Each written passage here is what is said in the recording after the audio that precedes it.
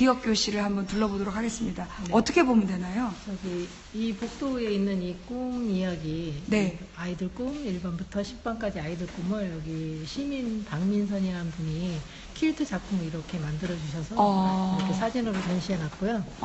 이게 다 퀼트 작품으로 네. 패스포트, 세계 여행, 네. 그 다음에 무슨 이건 마이크, 네. 그 다음에 이거는 뭘까요? 책?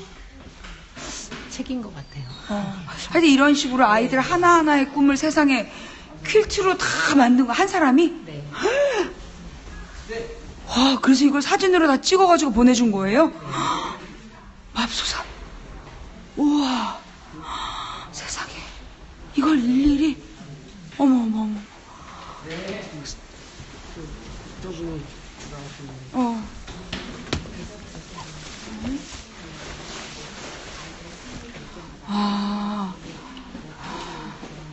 이렇게 해서, 이야, 정말 대단하다. 이게 얼마 걸린 거예요, 총? 그건 모르겠고 꾸준히 다른 그분이 활동하시는 대전인가 그런데 그때 예. 꾸준히 이렇게 뭐 할 때마다 기억하다 전시를 했었고 페북에 올리셨고 그래서 저희 이제 교실 꾸미면서 이전하면서 저희가 좀 부탁을 드렸고요. 어떤 부탁이에요? 사진을 전시하게 보내달라. 네. 어머나, 세상에. 나중에는 이제 이 실제 작품을 저희 기업 저장소 아마 기증하신다고 하셨어요. 아직은 이제 보내주신 건 아니고. 네. 네. 그리고 이게 지금 이제 2학년 1반 교실이고요. 2학년 1반은 수학여행 간 학생들이 37명에서 아직 미수습된 학생이 1명이고 희생학생이 17명. 뭐 생존 학생이 제일 많은 반이에요. 2 반이 그러니까 2학년 1반이 아버지가 그 배를 타는 분인가 그래갖고 애한테 빨리 나와라 이래서 많이들 나왔다는 반인가요? 그건 잘 모르시고. 어떤 한 반이 그래서 가만히 있으라고 그럴 때 가만히 있지 않고 뛰어나와서 제일 많이 살았다 그랬던데. 그러니까 그 단원고 약전 중에 제일 책이 얇더라고요. 이렇게 해서 지금 그 교실의 모습을 이게 거의 그대로인가요? 그대로예요. 생존 학생 것까지 다 보존돼야 된다 해서 그대로 있고요. 그냥 이게 학교가 진짜 이런 사이즈였나요, 교실이? 아니죠. 학교보다는 여기가 좀 좁은 축소가 거죠. 돼서 공간이 좁아서 이제 조금 변경됐어요. 그러면 여기는 그 기억교실에는 다른 친구들도 와서 여기에 뭐 글도 놓고 가고 그럴 수 있는 건가요? 네, 글도 놓고요. 여기는 와서 추목을 남겨 이 아이한테 하고 싶은 말 써놓고 가고 노트가 있어요. 이렇게 하나씩 이렇게 이제 이 노트가 한 명에 하나씩 있어서 그 추모 노트를 쓸 수 있게 되어 있다. 그렇군요. 그러면 이제 이런 사진이나 이런 것들은 유가족분들이 꾸며놓고 부모님들이 갖다 놓으신 거고 이렇게 이제 다 일일이 꾸며놓은 것들이다. 만지지 마세요. 그런데 저 칠판이 복원이 되게 어려웠겠다. 네, 그죠? 지금 많이 훼손도 많이 됐고요. 처음에 우리 아이들 기다리면서 썼던 그런 것보다는 나중에 좀 많이 다시 쓴 거죠. 이건 다시 있는데요. 그러면 더 쓰고 이래서. 그러면은 이제 아이들을 처음 기다렸던 그 교실의 칠판 그대로 띄워온 건가요? 네, 그대로. 일부는 그러면 그 당시 사건 당시겠네요. 그렇죠. 그러니까 왜 한쪽 끝에 뭐 수학여행 갔다 와서 뭐 해라 이런 과제들이 써 있었던 그 칠판이 그대로. 네, 그대로 있고요. 달력도 그대로 있고. 이렇게 와서 보면 그날 멈춰버린 시간이 더 막 절절하게 기억나실 것 같아요.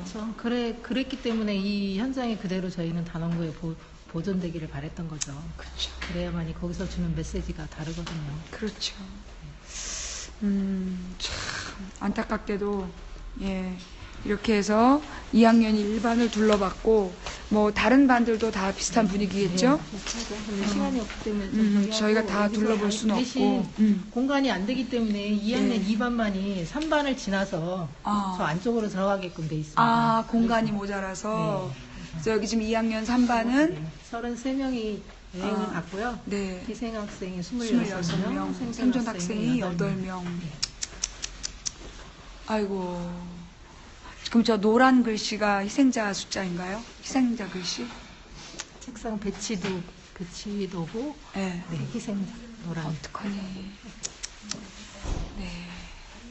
자, 그리고 저 안쪽에 보면 2학년 1반, 2학년 2반. 그 당시에 아이들이 썼던 메모들이 많이 이렇게 덧씌워지고 지워지기도 하고 옮기는 과정에서, 그죠? 많이 지워지기도 했을 것 같아요. 그래서 2학년 1반하고 2반을 이렇게 반으로 갈라서 여기도 36명이 수학여행을 갔고 미수습이 지금 한 1명이고 희생학생이 24명, 생존학생이 11명입니다. 그러니까 2학년 1반을 제외하고는 대부분이 이렇게 더 많은 숫자의 학생들이 그렇죠. 그죠? 희생이 된 거죠. 그럼 여기 이 기억교실은 어느 정도 이렇게 방문자가 있나요? 이전하고 3개월을 거의 그냥 개방을 못 하다가요. 네. 개방을 언제부터 했나요? 잠깐만, 지금 멘붕이 생각이 갑자기 안 나요. 그러니까 5월? 아니면 12월? 아니요. 8월 달에 이전을 했고, 네. 11월 20일 맞죠? 11월 20일 날 개방을 하겠습니다. 11월 20일부터 개방을 네. 시작했고, 16년 12월 20일. 16년 12월 20일부터. 그래서 이제 그동안에 방문자 숫자나 이런 건 집계가 안 되죠? 방명록에 남겨놓긴 했는데요. 네. 예. 그래도 정확한 지금 숫자는 총 집계는, 아니고. 네. 네. 그래. 네. 이렇게 해서. 이 방석들은 아이들의 방석을 그대로 갖다 놓은 건가요? 아니요. 엄마들이 엄마들이 나중에. 네, 나중에 떠서 남깁니다. 그렇구나. 아이고.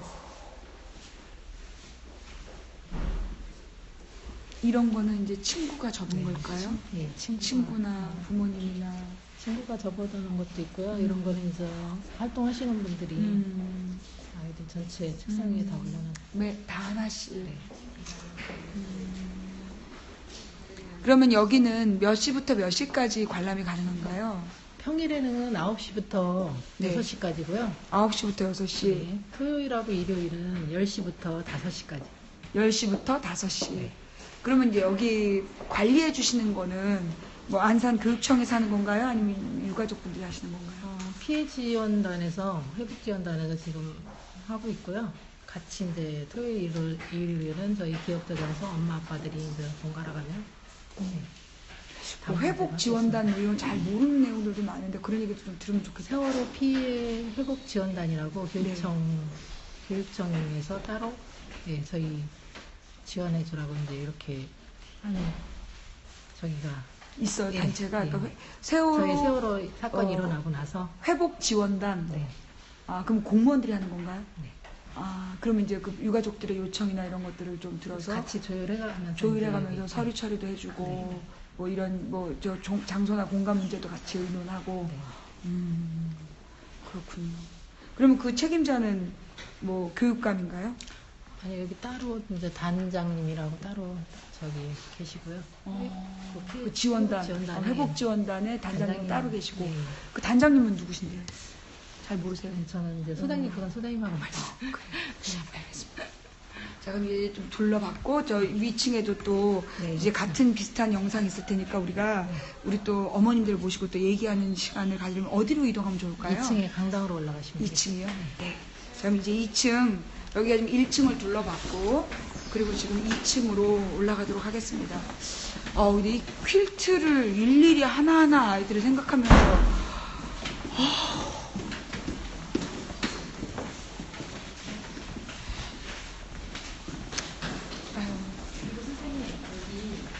아이들 여기 책상이 지금 네. 비좁아서요. 네. 혹시 이렇게 가방이나 이런 거에 아이들 뭐 유품이나 이런 게 잘못하면 떨어뜨리거나 훼손될 수가 있거든요. 그래서 원래는 여기에다가 물품 보관 상자에다가 방문자들은? 방문자분들 여기다가 놓으시거나 네. 아니면 2층에도 또 있어요. 올라가셔서 혹시나 좀 짐이 이렇게 좀 크신 분들은 놓고 네. 가시는 게 좋을 것 같아요. 그렇죠. 아니면 저 안에서 네. 사실 뭐 칠판이 지워진다든가 이런 일이 있으면 안 되니까, 그죠? 그런 적도 있었어요. 누가 와서 아무튼 훼손한 경우도 있었고 여기 늘 오픈되어 있기 때문에 근데 이제 다니시면서 조심을 하시다가도 네. 혹시나 이렇게 자리가 좁으니까 공간이 네. 좁아서 다니시다가 아이들 책상에 있는 물건이 뭐 화분이나 이런 게 떨어져서 깨지거나 그럴 수도 사진첩도 깨지기도 하고 그런 경우가 가끔 있거든요. 그래서 이제 이렇게 좀 불편하시더라도 여기 물품 보관함이 여기 박스가 이렇게 상자가 있어요. 네. 2층에도 있거든요. 올라가시면서 혹시나 좀 조심하시더라도 저기 하신 분들은 놓고 가시는 게 좋을 것 같아요. 네, 여러분 지금 안내 말씀드릴게요. 여기 이제 오실 때는 여기 오셔가지고 혹시 짐이 무거운 배낭이라든가 옷이 좀 이렇게 저처럼 부피가 크다든가 이러면 이게 또 이 아이들의 그 사진첩이라든가 화분 같은 걸 떨어뜨려서 깨기도 하고 그 다음에 칠판이 지워지기도 하고 그런답니다. 그래서 그러지 않도록 바깥에 보면 이제 물품 보관 상자가 있으니까 2층에도 예, 1층, 2층에 다 물품 보관 상자들이 준비되어 있으니 그쪽에 내려놓고 교실은 들어가서 보시는 게 좋을 것 같다라는 안내 말씀입니다. 이제 올라가도 될까요? 네. 예. 자.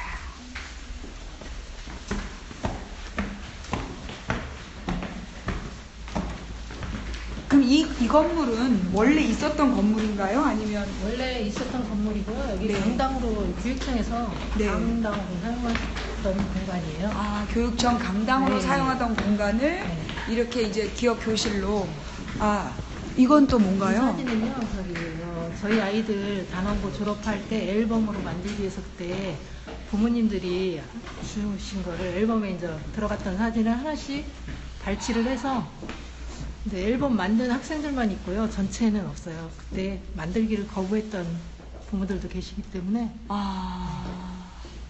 그러니까 세월호 희생자들의 앨범, 세월호 희생자들의 앨범에 제출되었던 사진들을 쭉 모아서 저기 영만이도 있다.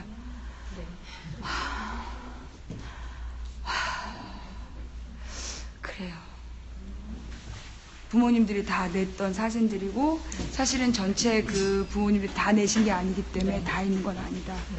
그래서 여기는 지금 이거는 무슨 휴게 공간인가 보죠? 휴식 공간이고요. 그리고 이 안은 마치 복도처럼 이렇게 해서 아이들의 사물함과 이런 것들을 원래는 이 사물함이 교실 안에 있었던 건데 교실 안 공간에 들어갈 수가 없어서 이렇게.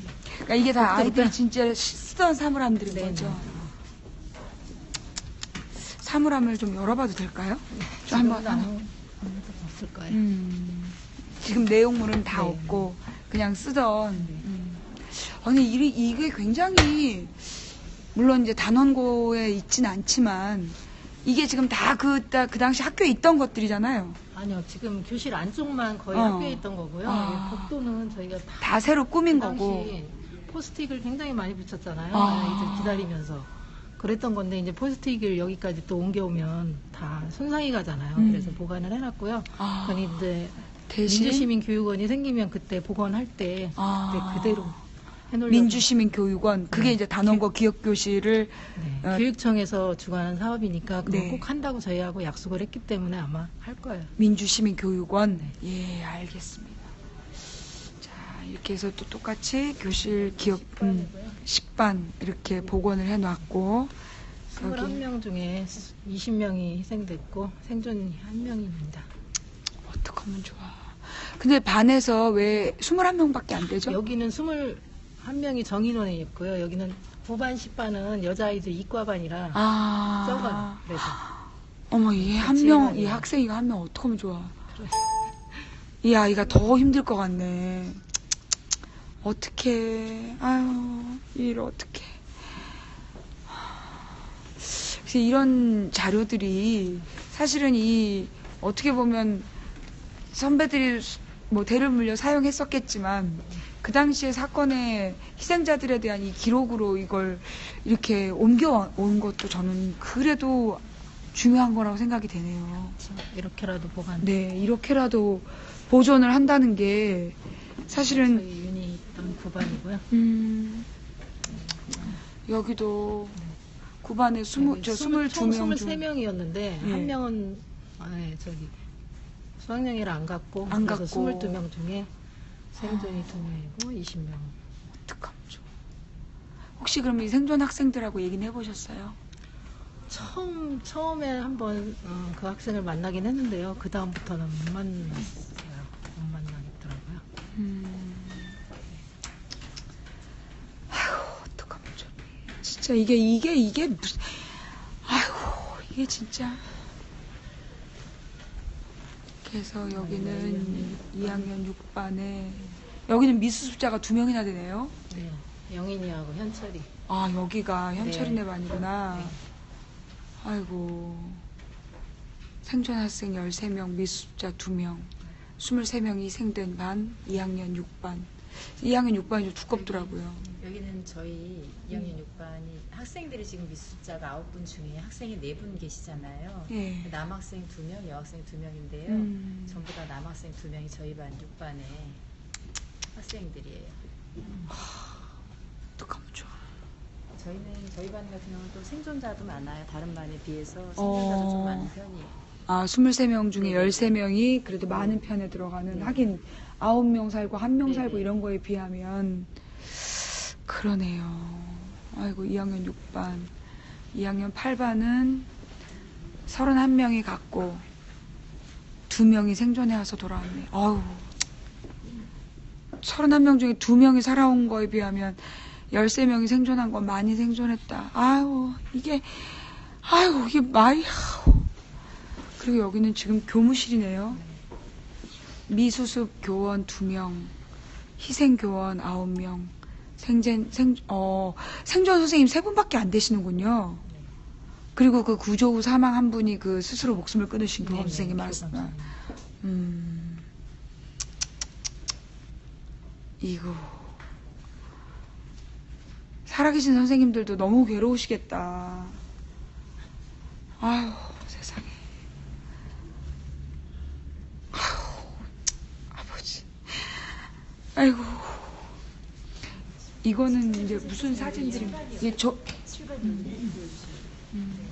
가장 많이 희생된 반하고. 어머, 어떡하니, 여기 뭐니, 여기. 어떻게. 33명 중에서 1명 살아남은 거야, 어떡해.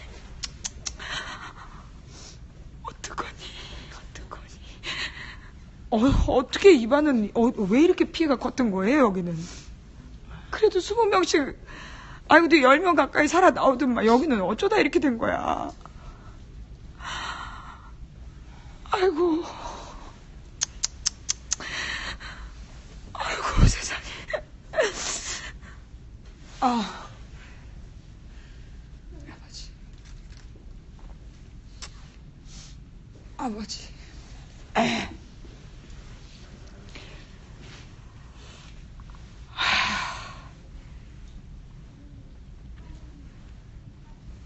세상. 여기가 지금 제일 피해가 큰 거 아닌가요? 가장 많이 가셨나. 여기 선생님도 살아 돌아오시지 못하신 네, 거죠? 네, 그렇죠. 선생님이 어떻게 살아나오겠어? 아이들이 이러는데. 아이고, 주여. 이게 지금 그리고 반 전체 단체 사진들인가요? 네.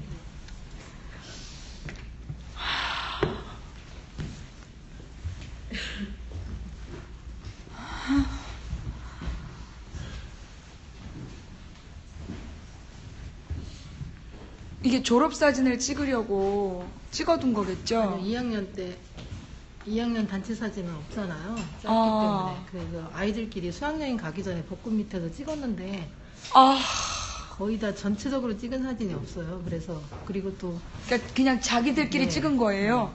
그래서 원본 파일을 못 찾아서 핸드폰으로 찍은 거를 확대하다 보니까 다 깨졌어요. 그래서 이제 그나마 잘 안 깨진 걸로, 전체는 아니지만 안 깨진 걸로 이렇게. 아, 하긴 3학년이면 졸업사진이 있어도, 네. 그죠?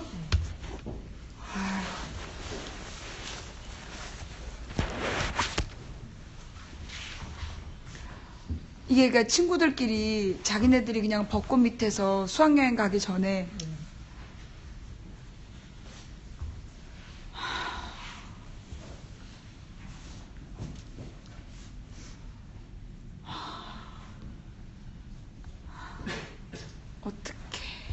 아, 여기는 진짜 이 수학, 이거는 배 안에서 배 찍은 안에서, 거죠? 네. 3반만 있어요. 배 안에서.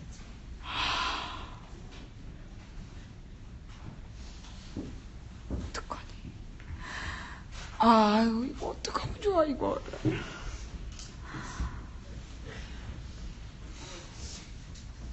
아유, 진짜. 아이고, 아버지. 아이고, 아버지. 아이고, 아버지. 아까 그 2학년 7반이 어딨죠? 33명 중에 한 명만 살아 돌아온 거의 대부분의 아이들이 희생됐다는 반이네요, 여기는. 어떡하니, 이거 진짜. 너무 기가 막힌다. 아이고.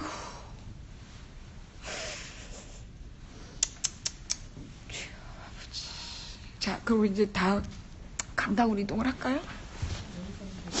예, 여기서 그냥 할까요? 여기가? 예. 자, 그러면 여기 이렇게 빈 공간에 좀 앉아주실래요? 아니, 어디? 아이들 이름이 여기 다 있어요. 아, 어디 여기가요? 다 학생자 아이들 이름이. 304명의 아이들이 다 250명. 학생들하고 선생님하고 학생들 이름이 다 있는 거예요. 세상에서 가장 아름다운 너희들의 이름, 세상의 밝은 빛이 될 거야. 선생님, 유니나, 전수영, 김초원, 이혜봉, 남윤철, 이지혜, 김응현, 최혜정, 강민규, 고창석, 박육근, 양승진. 다 희생자분들이죠. 선생님, 희생자 선생님들. 고혜인, 김민지, 김민희, 김수경, 김수진, 김영경, 김예은, 김유아. 선생님 다 읽으시려면요, 이거 아이들 이름 다 부르면 10분 얼마가 걸려요? 10분 10분 4초?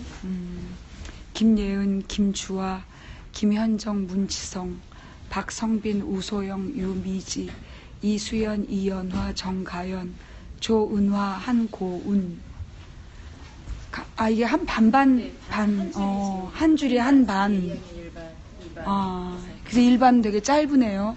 학생들이 예. 학생들이 좀 적은. 강수정, 강우영, 길채원, 김민지, 김소정, 김수정, 김주희, 김지윤, 남수빈, 남지연, 박정은, 박주희, 박혜선, 송진아, 양온유, 오유정, 윤민지, 윤솔, 이혜경, 전하영, 정지아, 조서우, 한세영, 허다윤, 허유림,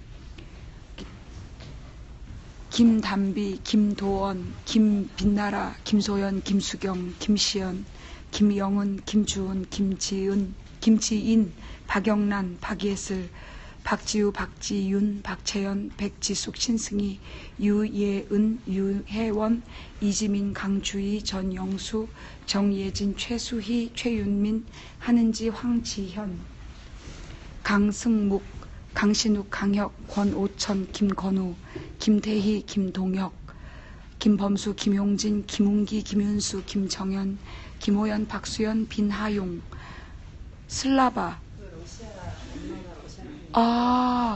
그래서 이름이 빈하용이면서 슬라바까지? 비나용이는 학생이고요. 네. 무슨 슬라바예요.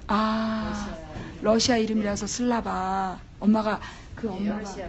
러시아였던 안준혁, 안영준, 임경빈, 임효환, 장진용, 정자홍, 정휘범, 진우혁, 최성호, 한정무, 홍순영. 여기는 건우가 똑같이 둘이네요. 네. 김건우 둘 다 희생이 된 건 거죠.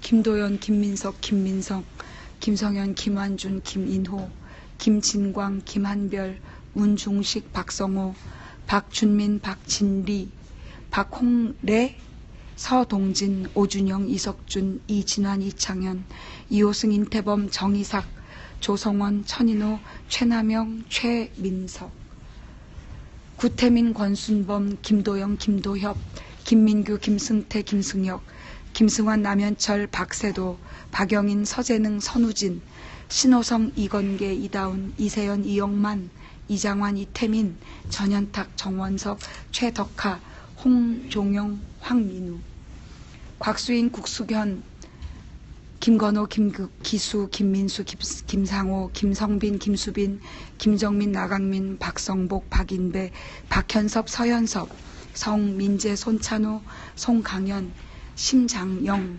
안중근, 양철민, 오영석, 이강명, 이근영, 이민우, 이수빈, 이정인, 이준우, 이진영, 전찬호, 정동수, 최현주, 허재강.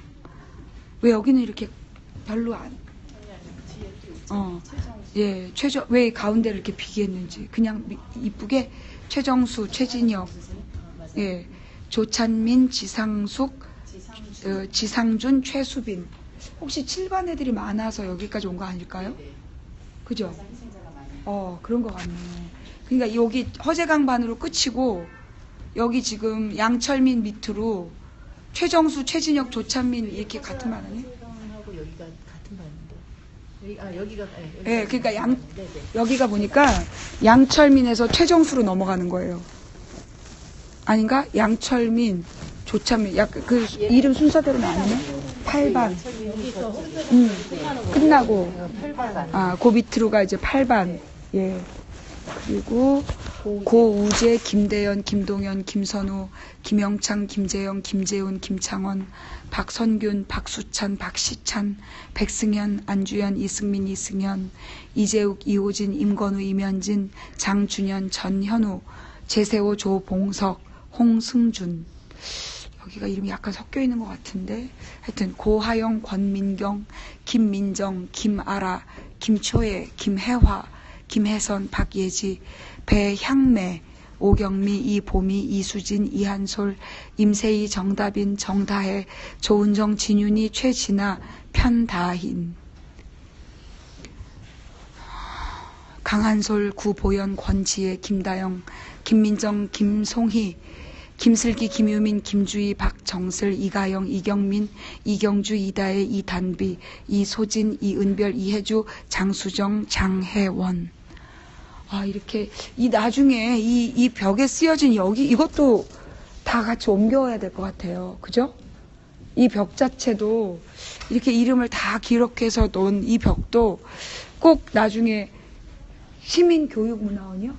시민교육문화원이 구성되면 이 이름 적힌 이 벽도 꼭 옮겨져서 들어갈 때 한 번씩 읽고 들어갔으면 좋을 것 같습니다. 예. 그럼 우리 여기서 나머지 이야기 좀 해볼까요? 네. 그러면 이렇게 방향을 잡고 요쪽으로 이렇게 쭉 앉으시죠. 그게 낫겠죠? 그죠? 예. 어머님들이, 예. 배경으로 이 사진이 나왔으면, 근데 그러면 이렇게 앉으시는 게 편하시겠어요? 그 시청자분들이 조금, 그러면 여기를 배경으로 해서 아까처럼, 예. 이렇게 해주세요. 잠깐만요. 짐을 좀 놓고, 짐 좀 챙겨볼게요.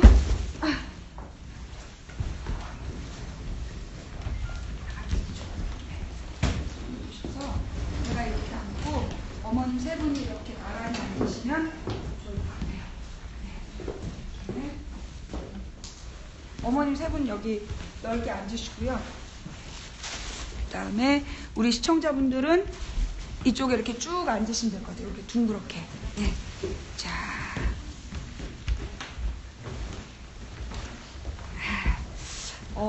제가 책을 오늘 오실 어머님들 걸 미리 읽고 왔는데, 다른 친구들이 온다고 그래서, 예, 오늘 원래 어머님들하고 약속이 아마 시간을 제가 못 지켜서 그렇게 됐나 봐요. 예. 또 제가 읽었던 친구들은 나중에 또 기회가 있으면 다시 읽기로 하고. 자, 그러면 들어와서 앉으시죠. 예, 들어와서, 예, 이쪽에도 자리 많아요. 이쪽에 자리 많으니까 올라오셔서 넓게 앉으시는 게 좋을 것 같습니다. 네. 그리고 좀 많았고, 그러면 지금 이제 오신, 안녕하세요. 그때 만나 뵀던, 네, 안녕하세요. 예, 안녕하세요. 자, 그러면 우리 지금 이제 어머님들이 이렇게 오셨습니다. 네, 이렇게 어머님들 세 분 와 계시고요. 네, 그러면 지금 여기 제가 다 갖고 온 게 아니라 제가 1반, 6반, 9반, 7반, 3반 이렇게 갖고 왔거든요. 그러면 다 있으세요? 아, 제가 미리 다 읽지를 못해갖고 오늘 제가 만날 친구들을 준비해서 읽어갖고 왔는데, 네. 자, 그러면 아까 우리 1반에 고은이는 만났고, 그 다음에 6반에 태민이도 만났고, 그럼 이제 세 분인데, 그럼 이제 어머님 소개를 좀 부탁드려도 될까요? 네. 여기 진윤이 어머님? 네. 윤희의 어머님이신데, 가만히 있어보자. 진윤이면 7반이라 9반. 예. 이 친구 아주 또 카리스마 있는 친구더라고요. 네. 자, 여러분 이제 제가, 우리 윤희 어머님과 더불어서, 네. 이렇게 해도 되겠어요? 같이 앉아 계셔도 괜찮으시겠어요? 예.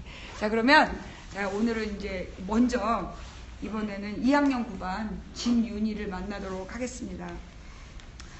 이 친구, 낮은 저음의 래퍼, 숨겨진 래퍼였던, 평상시엔 모범생인데, 노래방만 가면, 뭔가 이렇게 숨겨진 본능이 드러났던 친구래요. 아, 제가 이거 제가,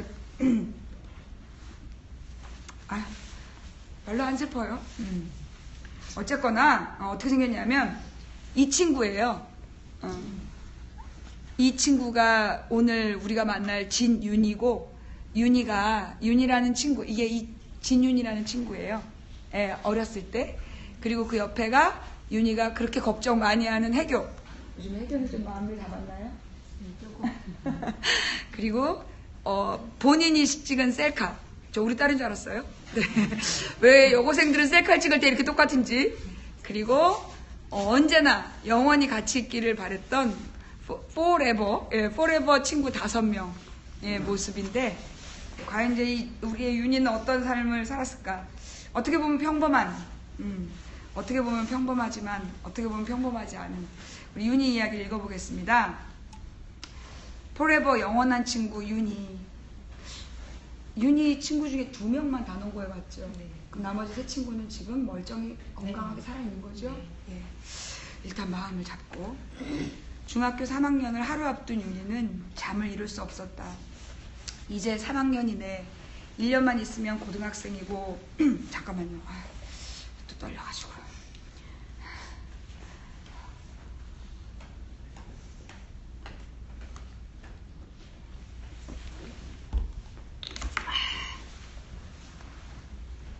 (1년만) 있으면 고등학생이고, 올해는 어느 때보다 잘 지내야 할 텐데, 공부도 열심히 해야 하고, 중3은 고입을 앞둔 학년이니만큼 봉사활동이든 수행평가든 2학년 때보다는 어려울 게 뻔했다. 잘 해낼 수 있을까? 공부에 욕심이 좀 많았나 봐요. 하려고 했는데.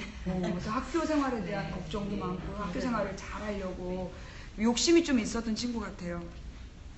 윤희는 코앞에 닥친 시간들이 부담스러웠다. 무엇보다 걱정스러운 건 이 밤이 지나면 지금껏 익숙하게 지냈던 것들과 이별하고 낯선 것들과 마주해야 한다는 사실이었다.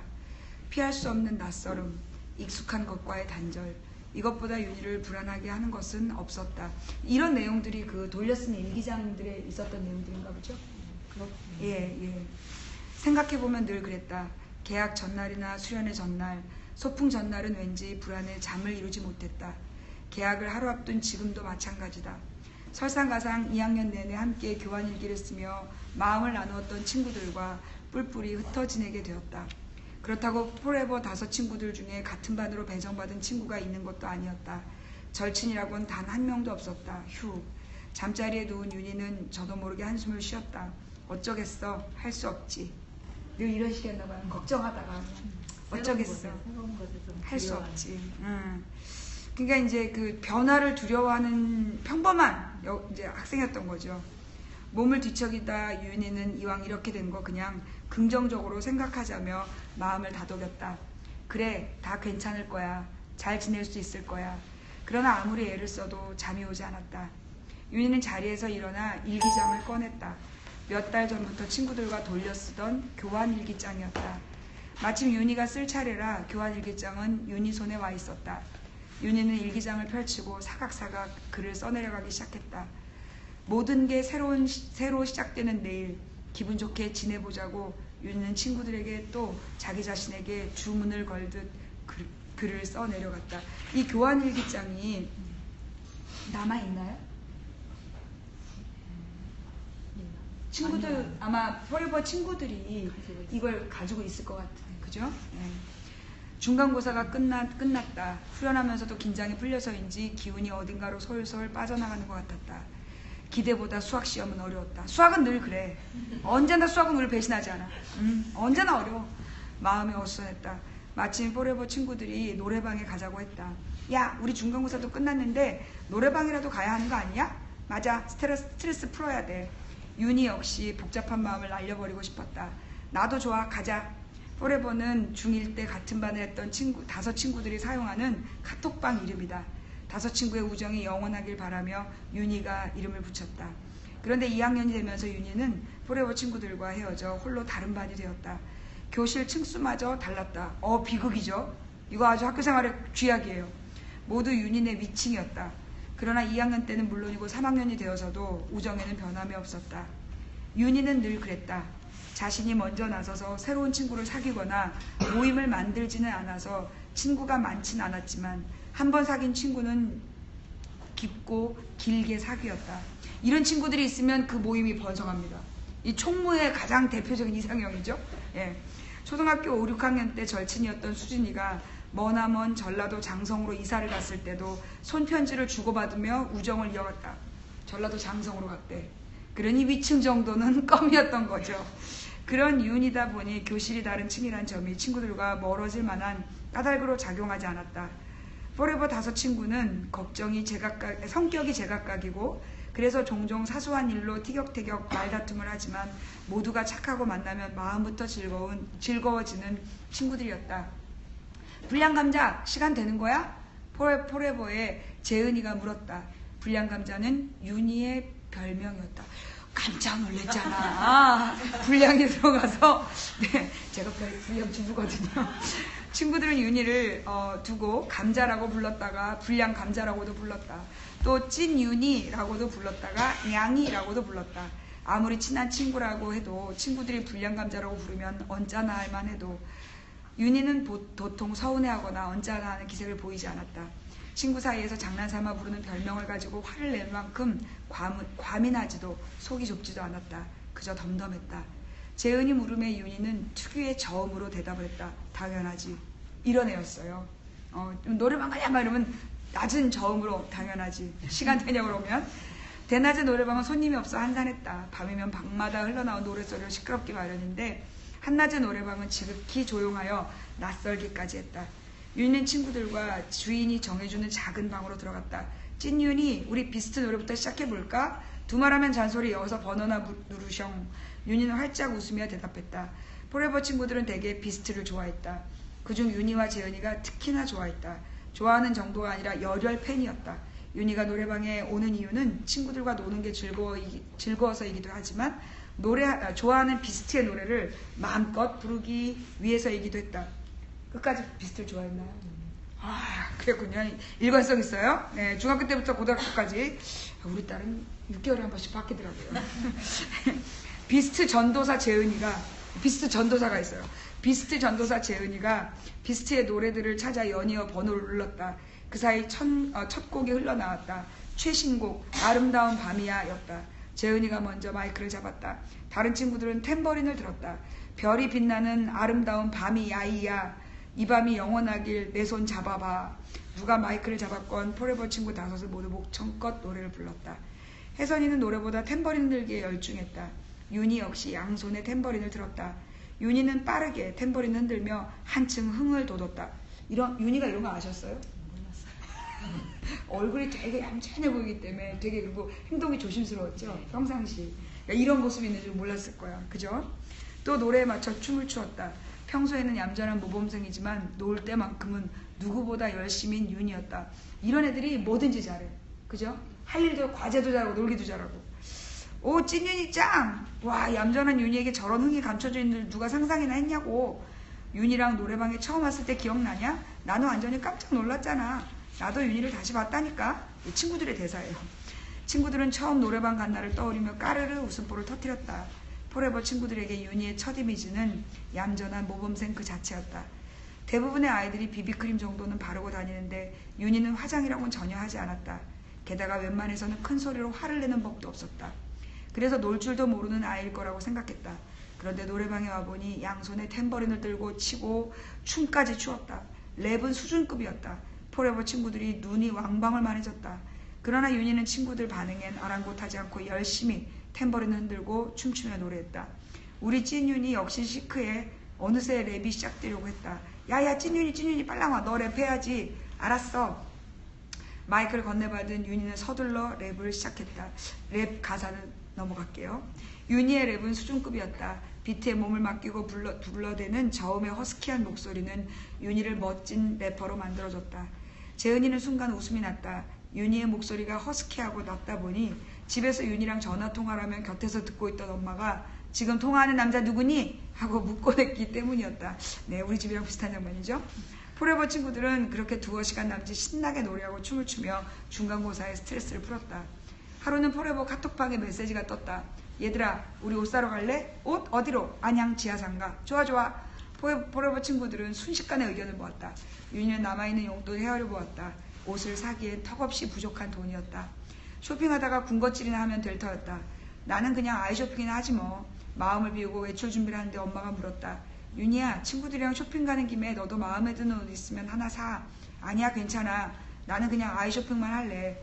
괜찮긴 뭐가 괜찮아. 친구들 옷 사는데 너는 구경만 하면 재미없지. 엄마는 괜찮다는 윤희에게 돈을 쥐어줬다. 엄마는 늘 괜찮다는 윤희가 한편으론 대견하고 한편으론 안쓰러웠다. 집안 사정이 딸 자식 티 하나 못 사줄 형편은 아니건만 윤희는 맏딸이라 그런지 언제나 돈 쓰는 걸 쉽게 생각하지 않았다. 운동화가 다 헤어지고 낡아도 그냥 신고 다닐 뿐 불평 한마디 하지 않았다. 딱히 사달라고 조르는 일도 없었다. 다른 아이들이 비비크림에 립스틱을 발라도 늘 맨 얼굴로 다녔다. 엄마가 다른 애들은 다 화장하고 다니는데 넌 하고 싶지 않니? 물으면 나는 화장 별로인데 대답할 뿐이었다. 윤희가 그나마 비비크림이라도 바르기 시작한 건 고등학교에 입학하고 나서였다. 남들도 다 하는데 나도 해야 하는 거 아닐까 같은 생각 자체를 하지 않았다. 엄마는 그런 딸이 대견하고 든든했다. 형제가 어떻게 돼요? 3일. 동생, 여동생 하나. 해교. 안양 지하상가에는 옷 파는 가게가 즐비했다. 가게마다 점포박 진열대에 파격 세일을 써붙여놓고 옷들을 걸어놓았다. 포레버 친구들은 눈으로 옷들을 하나하나 살피며 걸었다. 마음에 드는 옷이 있으면 입어보기도 했다. 그러다 보니 옷을 사지도 않았는데 1시간이 훌쩍 지나버렸다. 얘들아, 좀 빨랑빨랑 보고 빨랑빨랑 사자. 다리 아프게 뭘 그렇게 자꾸 돌아다니냐? 꼭 이런 애가 있죠. 주로 제가 그런 역할을 했어요. 평소 걷기를 힘들어하는 윤정이가 투덜거리기 시작했다. 윤희는 윤정이가 마음이 쓰였다. 다른 애들은 모두 옷을 좋아하니까 구경하는 게 즐겁고 힘도 별로 안 들겠지만 윤정이는 몸이 약해 많이 피곤할 터였다. 윤희가 말했다. 얘들아, 우리 빨리 옷 사고 떡볶이 먹으러 가자. 그러니까 이제 친구 하나가 힘들어하니까 그 친구를 위해서 분위기를 전환하는 거죠. 떡볶이 좋지. 슬슬 배가 고파지려는 참이었는데 물방울 무늬를 유독 좋아하는 윤정이는 일찌감치 물방울 무늬 티를 하나 사두는 상태였다. 윤희는 무늬 없는 심플한 디자인의 옷을 좋아하는데 썩 마음에 드는 티를 발견하지 못했다. 그래서 파격 세일하는 진열대에서 청 반바지를 하나 골랐다. 친구들도 하나둘 점 찍어두었던 옷을 사기 시작했다. 이날이 아마 친구들한테 되게 기억에 남는 날이었나 봐요. 그죠? 하루는 다 같이 중앙통을 걸어가는데 혜선이가 한 가게 앞에 뚝 걸음을 멈췄다. 왜? 뭔데? 윤희가 궁금증을 이기지 못하고 물었다. 윤희야, 이거 귀엽지 않니? 혜선이가 손으로 가리키는 곳에 색색깔의 토끼 브로치가 놓여 있었다. 차렷 자세로 서 있는 토끼는 토끼답게 귀가 길었다. 윤희는 귀여운 토끼 브로치가 혜선이 눈에 가장 먼저 띈 것은 혜선이가 동물을 좋아하는 까닭이라고 생각했다. 윤희는 빙그레 웃으며 대답했다. 정말 예쁘다. 우리 이거 하나씩 사서 나눠 가지면 좋겠다.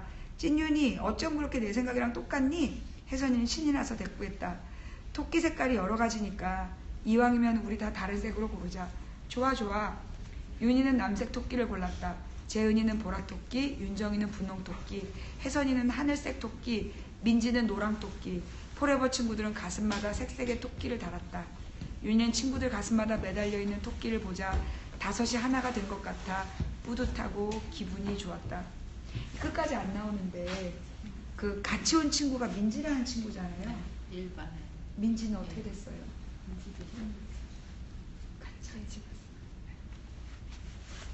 다섯 명의 친구가 중학교 1학년 같은 반이었는데 둘만 단원고에 왔고 둘이 같이 갔답니다. 주말이면 포레버 친구들은 종종 윤희네 집에 놀러왔다. 친구들은 둘씩 번갈아 가며 닌텐도 위로 테니스 게임을 했다. 게임을 하다 지치면 방바닥을 뒹굴며 이야기를 나누었다. 중3이다 보니 화제는 단연 어느 고등학교로 진학할지에 관한 것이었다. 신윤이, 너는 어디 지원할 거니? 나는 엄마의 의견을 반영해서 강서구를 일지망으로 쓸 것 같아. 물론 단원고 갈 수도 있지만 그런데 어딜 가든 비슷하지 않을까? 그렇긴 하지. 그런데 공부가 고민이야. 2학년 때 친구들 신경 쓰느라 공부를 안 했더니 성적이 많이 떨어졌어. 성적도 성적이지만 윤희는 무엇을 위해 공부해야 하는지가 더 고민이었다. 자신이 무엇을 잘할 수 있고 무엇을 꿈꾸며 살아야 하는지를 알면 공부에 더 열의를 느낄 것 같았다. 친구들과 이런저런 고민을 나누다 보니 어느새 어둠이 내렸다. 친구들이 하나 둘 돌아간 뒤 윤희는 문득 동생 해교가 아직 집에 들어오지 않았다는 것을 깨달았다. 요즘 들어 해교 귀가 시간이 부쩍 늦어졌다. 무슨 일이지? 가끔 밖에서 듣는 동생 이야기는 윤희를 근심스럽게 만들었다. 별일 없어야 하는데. 윤희는 저도 모르게 한숨을 쉬었다. 윤희의 고민은 고등학생이 된 후 정리되었다. 적성검사 후 진로를 회계사로 정한 것이다. 고등학교 2학년이 된 후로는 수학 공부를 어떻게 해야 하는지도 터득하게 되었다. 길이 보이자 윤희는 기뻤고 학교 생활도 공부도 모두 즐거웠다. 이제 열심히 공부하는 일만 남은 듯 했다. 고등학교에 진학하자 예전처럼 포레버 친구들은 자주 만날 수가 없었다. 윤희와 민지는 단원고등학교를 배정받았고 나머지 친구들은 다 다른 학교로 진학했다. 하지만 윤희는 시간이 날 때마다 공부에 지친 친구들에게 응원 카톡을 보냈다. 우리 힘내자 하트 5개. 사랑해 하트 6개. 계속 이 우정 이어가자 하트 6개. 친구들 생일도 잊지 않고 챙겼다. 지난 생일 때 윤희는 포레버 친구들에게 예쁘게 꾸민 스케치북을 선물 받았다. 친구들은 스케치북에 윤희가 좋아하는 비스트 사진을 여러 장 구해 붙이고 편지를 쓰고 그림을 그리고 퀴즈를 내는 등 진짜 갖고 계세요? 지금 윤희는 성공한 인생을 산 것 같아요. 정말 전 친구한테 이런 걸 못 받아봤거든요. 진짜 인생을 이렇게 살아야 돼요. 퀴즈를 내는 등 온갖 정성을 다해 꾸며 선물해 주었다. 윤희는 가슴이 벅차올랐다. 친구들의 정성에 눈물이 핑 돌았다. 진심으로 포레버의 우정이 영원하길 바랬다. 다른 친구들 마음도 똑같았나 보다.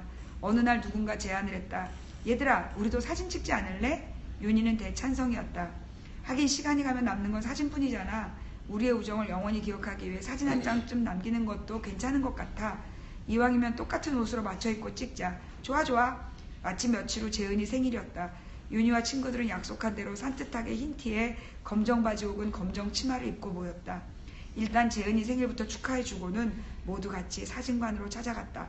포레버 5 친구는 현재의 우정을 기억하고 이 우정이 영원하기를 바라며 러브를 하나씩 가슴에 안고 소파에 앉았다. 사진사 아저씨가 말했다. 자자 여기 보세요. 하나 둘 셋. 찰칵. 사진 속 친구들 모두가 예쁘고 깜찍했다. 윤희는 사진을 들여다보며 흐뭇한 미소를 지었다. 자, 이게 그 사진이에요. 그렇게 찍은 이 영원히 함께 할 거라는 5 친구가 폼 잡고 찍은 요게 이제 옷 맞춰 입고 찍은 사진이에요. 예. 대단한 아주 조직가예요. 이런 친구가 있었으면 진짜 이게 이 지구당에 이제 확 번성을 해요. 사람 관리를 잘해서. 이제 고민이 있다면 동생 해교에 관한 것이었다. 어려서는 허구한 날 티격태격 싸웠지만 윤희에게 해교는 애틋한 동생이었다. 어떤 날은 자기보다 더 어른스럽기도 했다. 윤희는 어려서부터 조금이라도 사나워 보인 동물이 있으면 겁을 내곤 했다. 그런데 엄마가 아기 고양이를 데려오면서부터 동물들을 예뻐하게 되었다. 하지만 벌레만은 세월이 가도 친해지지 않았다. 집안에 작은 벌레 한 마리라도 나타나면 깍 소리부터 질렀다. 해교야 빨리 와 빨리. 벌레야 벌레. 윤희가 난리라도 난 듯 소리를 질러대면 어디선가 해교가 나타나 킥 코웃음을 한번 치고 벌레를 잡아 내다버렸다. 역시 우리 해교는 용감해. 윤희는 해교 덕에 비로소 안심을 했다. 해교는 윤희와 달리 키도 크고 활달하여 친구를 잘 사귀었다. 그러나 사춘기를 겪으면서 친구 때문에 이런저런 문제를 일으켰다. 윤희는 그게 걱정스러웠다. 하지만 그도 한때란 생각을 했다. 그래서 동생이 염려스러웠지만 조용히 지켜보곤 하였다. 수학여행을 며칠 앞둔 어느 날 윤희는 포레버 친구들과 우정 시계를 맞추면서 시계 하나를 더 맞췄다. 동생 해교를 위한 시기였다. 윤희는 아직 불안정한 시간을 보내는 동생을 응원하고 싶었다. 또 둘이 똑같은 시계를 차며 자매의 정을 돈독히 하고 싶었다. 그래서 자신은 하얀 시계, 동생 것은 깜장 시계를 골랐다. 윤희는 사랑하는 친구들과 동생 손목에 예쁜 시계가 채워진 걸 보고 싶었다. 그걸 보고 있으면 행복할 것 같았다. 윤희는 수학여행을 떠나며 말했다. 택배 오면 잘 받아줘. 이 택배가 왔나요? 그래서 해교가 받았어요. 그래서 언니가 준 시계를 받고 뭐라 그랬어요? 많이 울었죠. 그리고 해교는 마음을 잡았나요? 아니 아직도 힘들어요.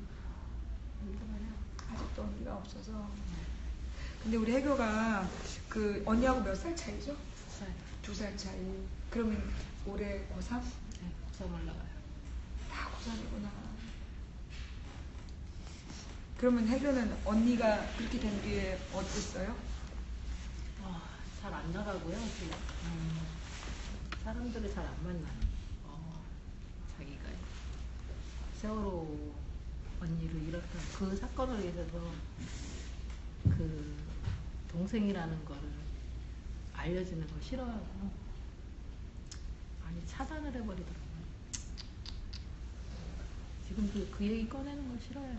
그래서 형제자매 그 지원센터에서 뭐 오는 것도 거부하고 그런 걸 받으려고 하질 않아요. 아직도 거부 단계네요. 부정하는 단계. 거기서 다음 단계로 넘어가야 되는데, 그죠? 화라도 내면 그게 어떤 치유가 시작된다고 그러는데 여전히 부정하는 단계인 거잖아요. 네. 그러면 아버님은 어떠세요? 저는 회사 다니니까 처음엔 굉장히 많이 술도 많이 먹고 굉장히 힘들었어요. 그래서 윤 있을 때보다 더 많이 술 먹고 다니고 그래서 요즘은 또 아니요 좀 괜찮았었는데 요즘 더 우울해가지고 집 잘 안 나가려고 그러고 요즘 친구도 안 만나고 큰일이네. 지금 거의 한 달 동안 거의 밖에 그냥 회사만 갔다 오고 집에 그러더라고요. 걱정을 해가지고. 그래서 지금 아버님도 이렇게 무슨 이제 심리치료나 이런 가족치료 같은 데 안 나가시고. 네, 받지는 않았고요. 대신 활동은 동거차도 뭐 당직일 때 갔다 오고 그런 건 하는데, 하는데 그런 건 요즘, 하시는데. 네, 요즘 조금 힘들어 하시더라고요. 도저히.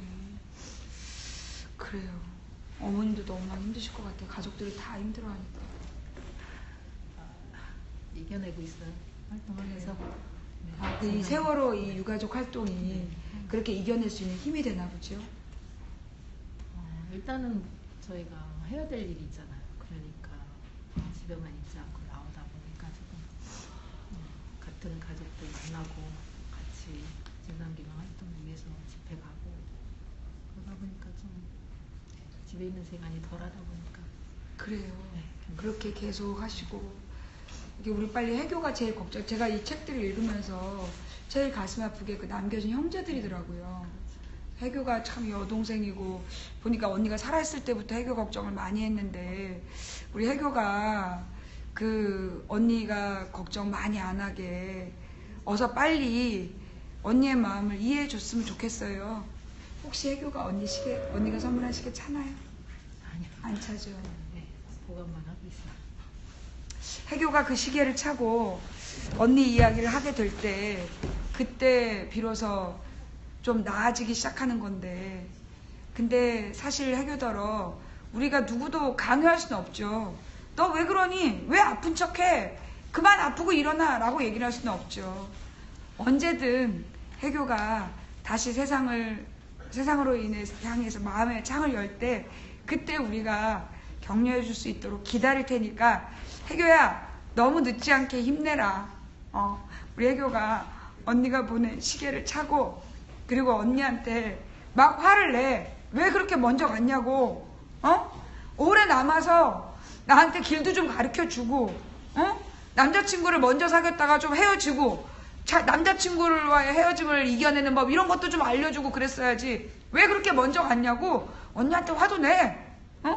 그리고 중요한 건 사실 살아있는 사람은 네가 화를 내도 못 듣거든.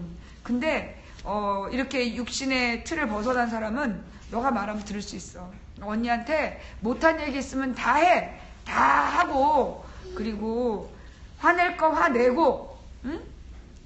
그리고 이제 엄마랑 아빠랑 언니의 좋은 기억도 하면서 멋진 언니를 다시 기억해냈으면 좋겠어.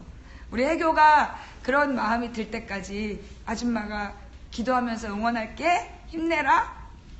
네, 자, 이렇게 해서 해주고 싶었던 얘기.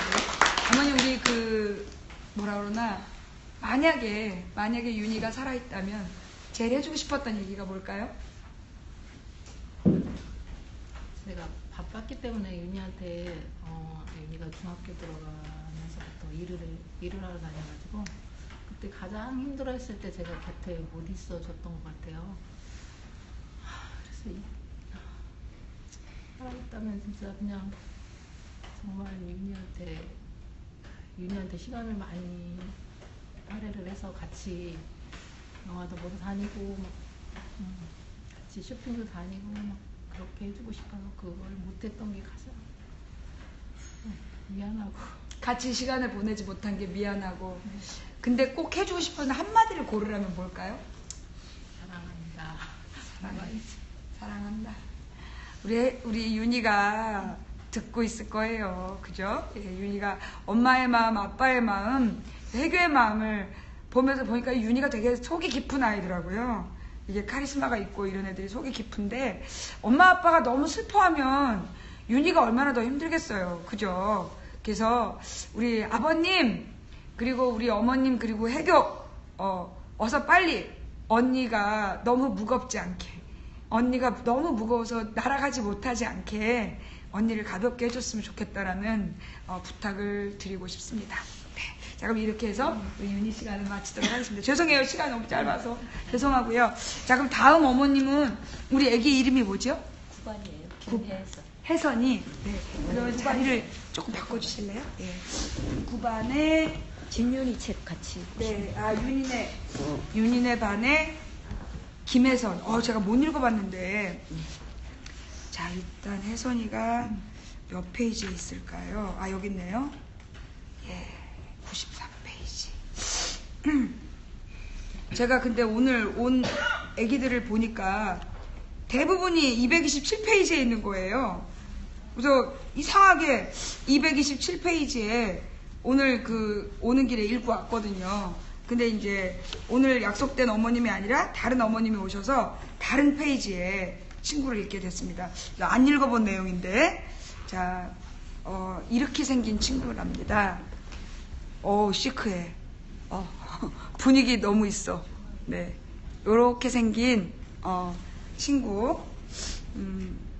이거는 누가 찍었을까? 예. 그 다음에, 그러니까 부모 앞이랑 지들끼리는 전혀 달라. 내 이럴 때 배신감을 느낀다니까? 이거 봐. 내가 볼 때 이거는 가족들이랑 있을 때야.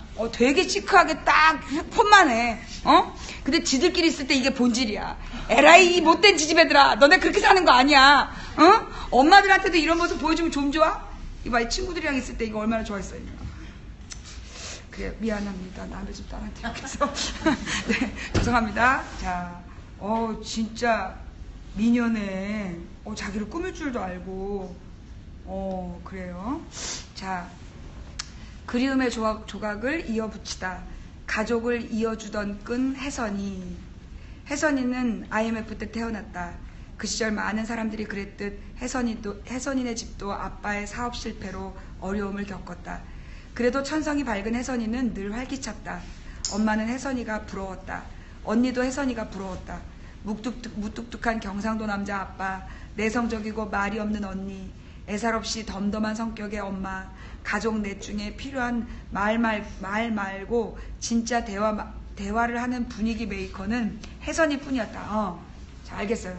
자, 그러니까 이제 아빠는 경상도 남자야. 엄마는 보니까 굉장히 차분하시고 별 말수가 없으시고 그 다음에 언니는 내성적이래. 그 속에서 이제 유일하게 말이 아닌 대화를 할 수 있는 사람은 혜선이 뿐이었다. 이런 부모 사이에서 어떻게 혜선이 같은 아이가 나왔는지 신기할 정도로 활달하고 애교 넘치는 막내였다. 학교 다녀오면 엄마 옆에 붙어 그날 있었던 일이며 친구들 얘기를 제잘제잘 들려줬고 때로는 엄마의 고민 상담도 해주더니 어느덧 같은 여자로 엄마를 이해하는 진짜 친구 같은 딸이 되었다. 혜선이와 엄마는 서로에게 영원한 내 편이었고 특히 혜선이의 엄마 사랑은 각별했다. 어쩌다 학교 앞을 지나게 되어 엄마가 메시지를 남기면 혜선이는 외출증을 끊어 득달같이 달려왔다. 친구들 5-6명씩 데리고 나와 피자를 사달라고도 했다. 학교 수업 시간에. 아니, 쉬는 시간에 맞춰서 제가 문자를 보내. 엄마가. 점심시간이나 이럴 때. 그러면 친구들 쫙 데리고 나와서 점심시간에 막 피자를 10만원어치 사주고. 손이 크셨네요. 네. 너 만나면 기본이 10만원이다 하면서도 엄마는 좋았다. 언제나 엄마를 반겨주는 딸. 만나면 돈을 쓰면서도 기분이 좋아 일부러 길을 돌아 지나가면서 딸을 만났다. 둘이 외출을 하게 되면 엄마 영화 한 편 보고 들어가자며 데이트를 청했다. 사촌 오빠가 같이 살 때는 새벽 6시에 나가는 엄마 대신 오빠 운동화를 빨아놓고 지 교복도 빨아두곤 했다. 진짜요? 가끔씩이요. 어머. 예, 그렇게는 안 했지만. 이거 누가 빨았어? 내가. 왜? 엄마 힘들잖아. 엄마는 웃으면서도 눈물이 쏟아졌다. 4단짜리 서랍장을 사면 키 큰 언니가 숙이기 힘들다며 아래 서랍을 쓰고 물건을 사도 언니 먼저 마음에 드는 색깔 고르라고 양보하는 아이. 이러니까 또 데려가셨구만. 흉흉한 소문에 걱정이 되어 일진 애들하고 놀면 안 된다는 엄마한테 혜선이는 하나하나 알고 보면 다 좋은 애들이야. TV도 심한 일만 봐서 심각하게 생각하는데 안 그래. 나쁜 애들 아니야 라고 했다. 어떤 친구든 구분 없이 사귀어 엄마의 편견을 오히려 부끄럽게 만들었다. 부도가 나서 100일이며 돌잔치도 못해줬는데 괜찮다며 언니의 돌사진을 제 사진첩에 꽂아두던 딸. 챙겨야 할 친구가 많아 늘 부족한 용돈에 허덕이면서도 아빠의 생일에는 손수 케이크를 만들어 오던. 뭐니 얘? 손수 케이크를 만들어 오던 귀염둥이 막내. 엄마는 혜선이를 보면 생동감이 느껴졌다. 내가 살아있다는 걸 느끼게 해주던 아이. 에너지가 넘쳐서 대체 누굴 닮았을까? 돌연변이라고 불렀던 딸. 밤 10시 반만 되면 다녀왔습니다 하며 혜선이가 들어올 것만 같다. 제 방 침대에 벌러덩 누워 좀만 있다 씻을게 할 것만 같고 엄마 곁에 와서 또 할 일 없는 수다를 조잘거릴 것만 같다. 그런 딸이 옆에 없으니 집이 온통 휑하다. 엄마는 날개가 뚝 부러진 새가 된 것 같다. 혜선이 없이 다시 날 수 있을까? 혜선의 꿈 조선공? 잠깐만 죄송해요. 제가 미리 읽어보질 못해가지고 이 꿈이 조선공이면 배 만드는 도대체 중학생이 된 혜선이가 어느 날 시각 디자이너가 되고 싶다고 했다. 처음 들어오는 말이라 엄마는 무언가 그리고 디자인하는 일인가 보다 생각했다. 디자인 쪽은 미대 진학을 목표로 학원을 보내야 하는데 학원비가 많이 든다고 했다. 한 번도 엄마한테 뭘 조른 적 없는 무던한 혜선이도 이때는 쉽게 포기하지 못했다. 그만큼 원하는 일인데 선뜻 해줄 수 없었던 엄마는 많이 울고 고민하는 혜선이 모습에 마음이 아팠다. 속 깊은 혜선이는 곧 다른 꿈으로 목표를 바꿨다. 안산의 과학중점 학교인 양지고를 가고 싶다고 했다. 어릴 때부터 수학이랑 과학을 워낙 좋아했던 아이니 진로도 그쪽으로 정한 눈치였다. 하지만 양지고는 집에서 다니기에 많이 불편한 학교였다. 한 번에 가는 차가 없어 새벽에 나서야 하는데 엄마는 혜선이가 3년 내내 힘들게 학교에 가도록 할 수는 없다고 했다. 혜선이도 엄마의 마음을 이해했고 결국 집에서 다니기 편한 단원고에 가기로 했다. 어머니 많이 속상하셨겠어. 2차례 좌절이 있었지만 언제나 긍정적인 혜선이답게 이것저것 알아보고 궁리를 하더니 1학년 2학기 때 조선공이 되겠다고 했다. 배를 만드는 일인데 그 가운데 시각 디자인의 꿈도 포기하지 않으면서 할 수 있는 분야가 있다며 좋아했다. 혜선이는 차근차근 꿈을 키워갔다. 교무실에 들락거리며 선생님들도 잘 모르는 조선공의 세계를 알아보기 시작하더니 부산에 있는 한국해양대학교에 진학하겠다고 했다. 아이가 되게 알차네요. 친구들도 혜선이를 통해 조선공이란 직업을 처음 듣기 시작했다. 저도 처음이에요. 혜선이랑 엄마는 안산의 서점을 다돌며 조선공에 대한 책을 사려고 했지만 구할 수가 없었다. 혜선이는 조선소에 직접 가서 배 만드는 과정을 보고 싶어 했다. 적극적으로 알아보고 다녔는데도 궁금증이 다 풀리지 않았다. 조선공으로 진로를 정한 후부터는 그쪽 얘기를 많이 했다. 한 번은 선생님 친구 아들이 발명한 온열 구명조끼 얘기를 열심히 들려줬다. 배에 사고가 나서 물에 빠지면 저체온증 때문에 위험하니까 온열 구명조끼를 발명했다는 거다. 혜선이는 그 얘기를 엄마에게 들려주며 이걸 입으면 물속에서 따뜻하게 오래 버틸 수 있다고 좋아했다. 배를 만들고 싶던 아이 혜선이는 아마도 세월호에 오르자마자 호기심 가득한 눈으로 구석구석을 다녔을 것이다. 조선공이 되어 배에 탄 자신을 상상하며 누구보다 행복해했을 혜선이가 눈에 선하다. 신나는 학생회 그리고 금요일엔 구반모임 금구모. 혜선이는 단원고에 진학했다. 활동적이고 리더십이 있던 아이라 들어가자마자 학생회 간부에 지원했다.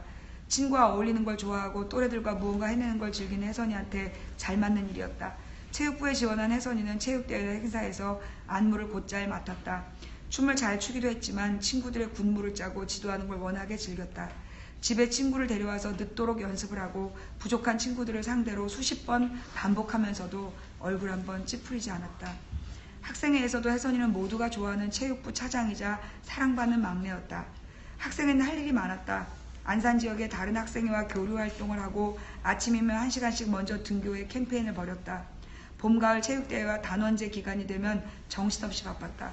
아침 일찍 나가 밤늦게 들어오고 공부와 병행하려면 번거로운 일이 많은 활동인데도 혜선이는 학생회를 무척 사랑했다.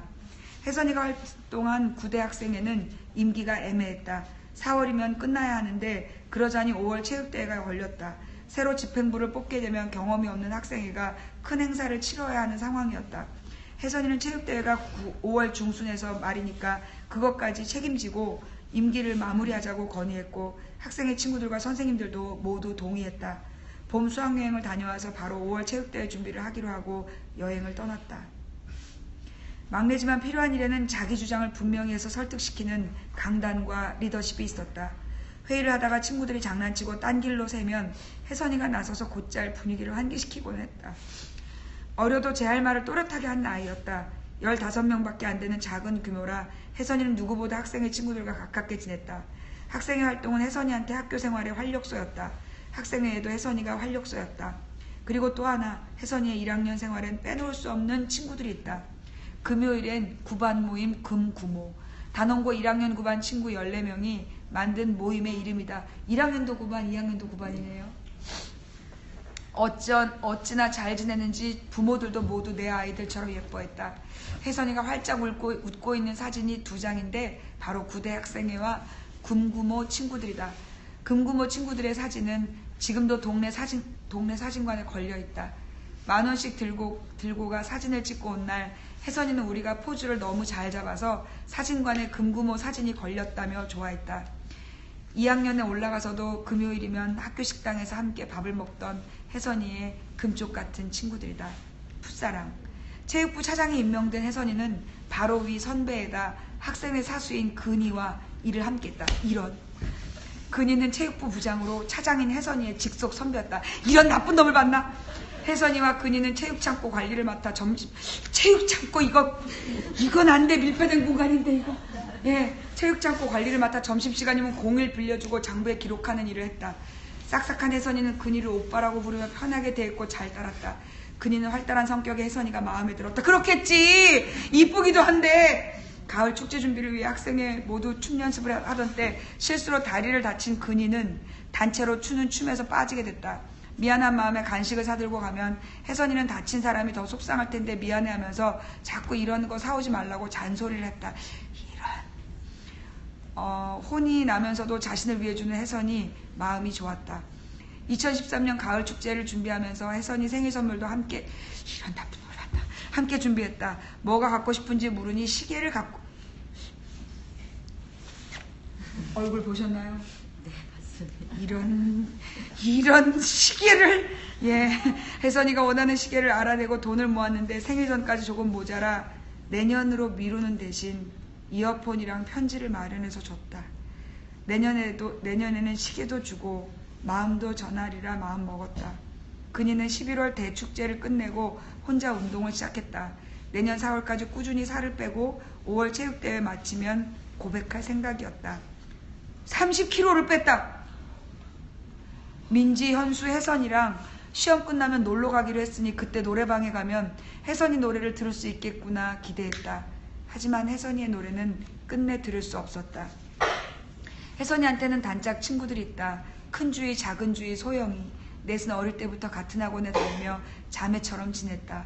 화정초등학교, 석수중학교까지 함께 다니다 고등학교는 큰 주희랑만 단원고에 갔다. 다행히 주희는 돌아왔다. 11월 22일 사고가 난 후 처음 맞은 혜선이의 생일. 11월 22일이구나. 단짝 친구들이 안산의 치유공간 이웃에서 생일 파티를 준비했다. 엄마는 펑펑 울었다. 친구들이 말하는 혜선이는 엄마 생각보다 훨씬 따뜻하고 좋은 아이였다. 고민도 잘 들어주고 언제나 친구를 먼저 배려하고 그러면서 자기 주관이 뚜렷한 친구. 내 딸이지만 이렇게 잘 살다 갔구나. 그 짧은 생 동안 친구들한테 이렇게 좋은 기억들을 남기고 갔구나. 고맙고 자랑스러워서 눈물이 났다. 그러고 보니 혜선이의 따뜻한 모습들이 조각조각 떠올랐다. 불우이웃 돕기 모금통을 보면 꼭 돈을 넣고 지나가고 학교를 마치고도 청소하시는 분들을 도와 같이 청소를 하고 오던 아이. 친구들 10명한테 춤 연습을 시키면서 수십 번을 틀려도 몇 시간 동안 짜증 한 번 안 내던 아이. 생일이면 가게를 차려도 될 만큼 과자 박스, 과일 상자, 케이크며 선물을 넘치도록 받아오던 아이. 새로 반 배정을 받으면 하루 만에 엄마 나 오늘 친구 15명 사귀고 왔어 하며 웃던 딸. 혜선이를 그리워하는 말들 중에는 유독 그런 내용이 많았다.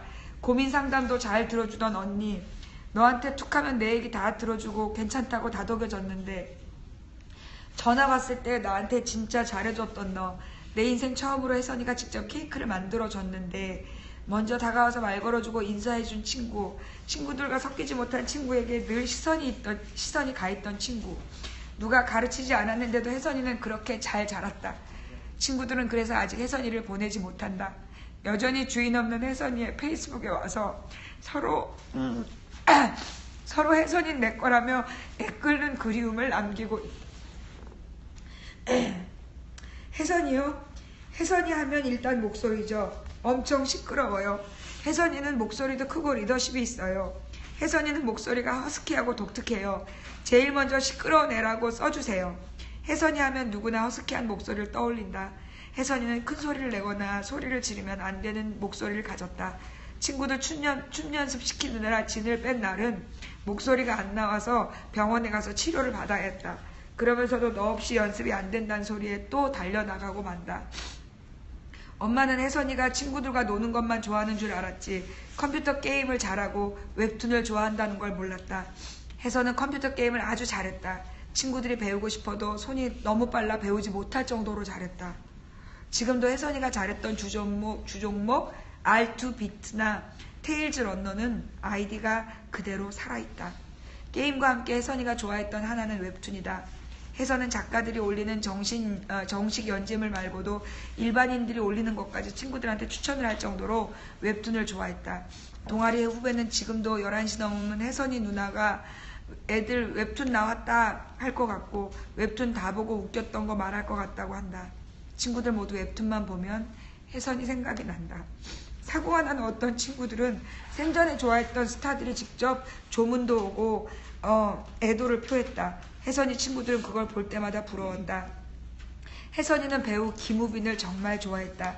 무명 시절부터 김우빈을 알아보고 좋아한 게 혜선이의 자부심이다. 친구들은 혜선이 추모관에 김우빈의 사인이라도 넣어주고 싶었다. 간절한 바람이다. 이제는 유명한 배우가 된 김우빈이 직접 혜선이에게 정성껏 편지를 써주었다. 혜선이는 아마 하늘에서도 좋아서 팔짝팔짝 뛰고 있겠지. 혜선이는 일주일 만에 돌아왔다.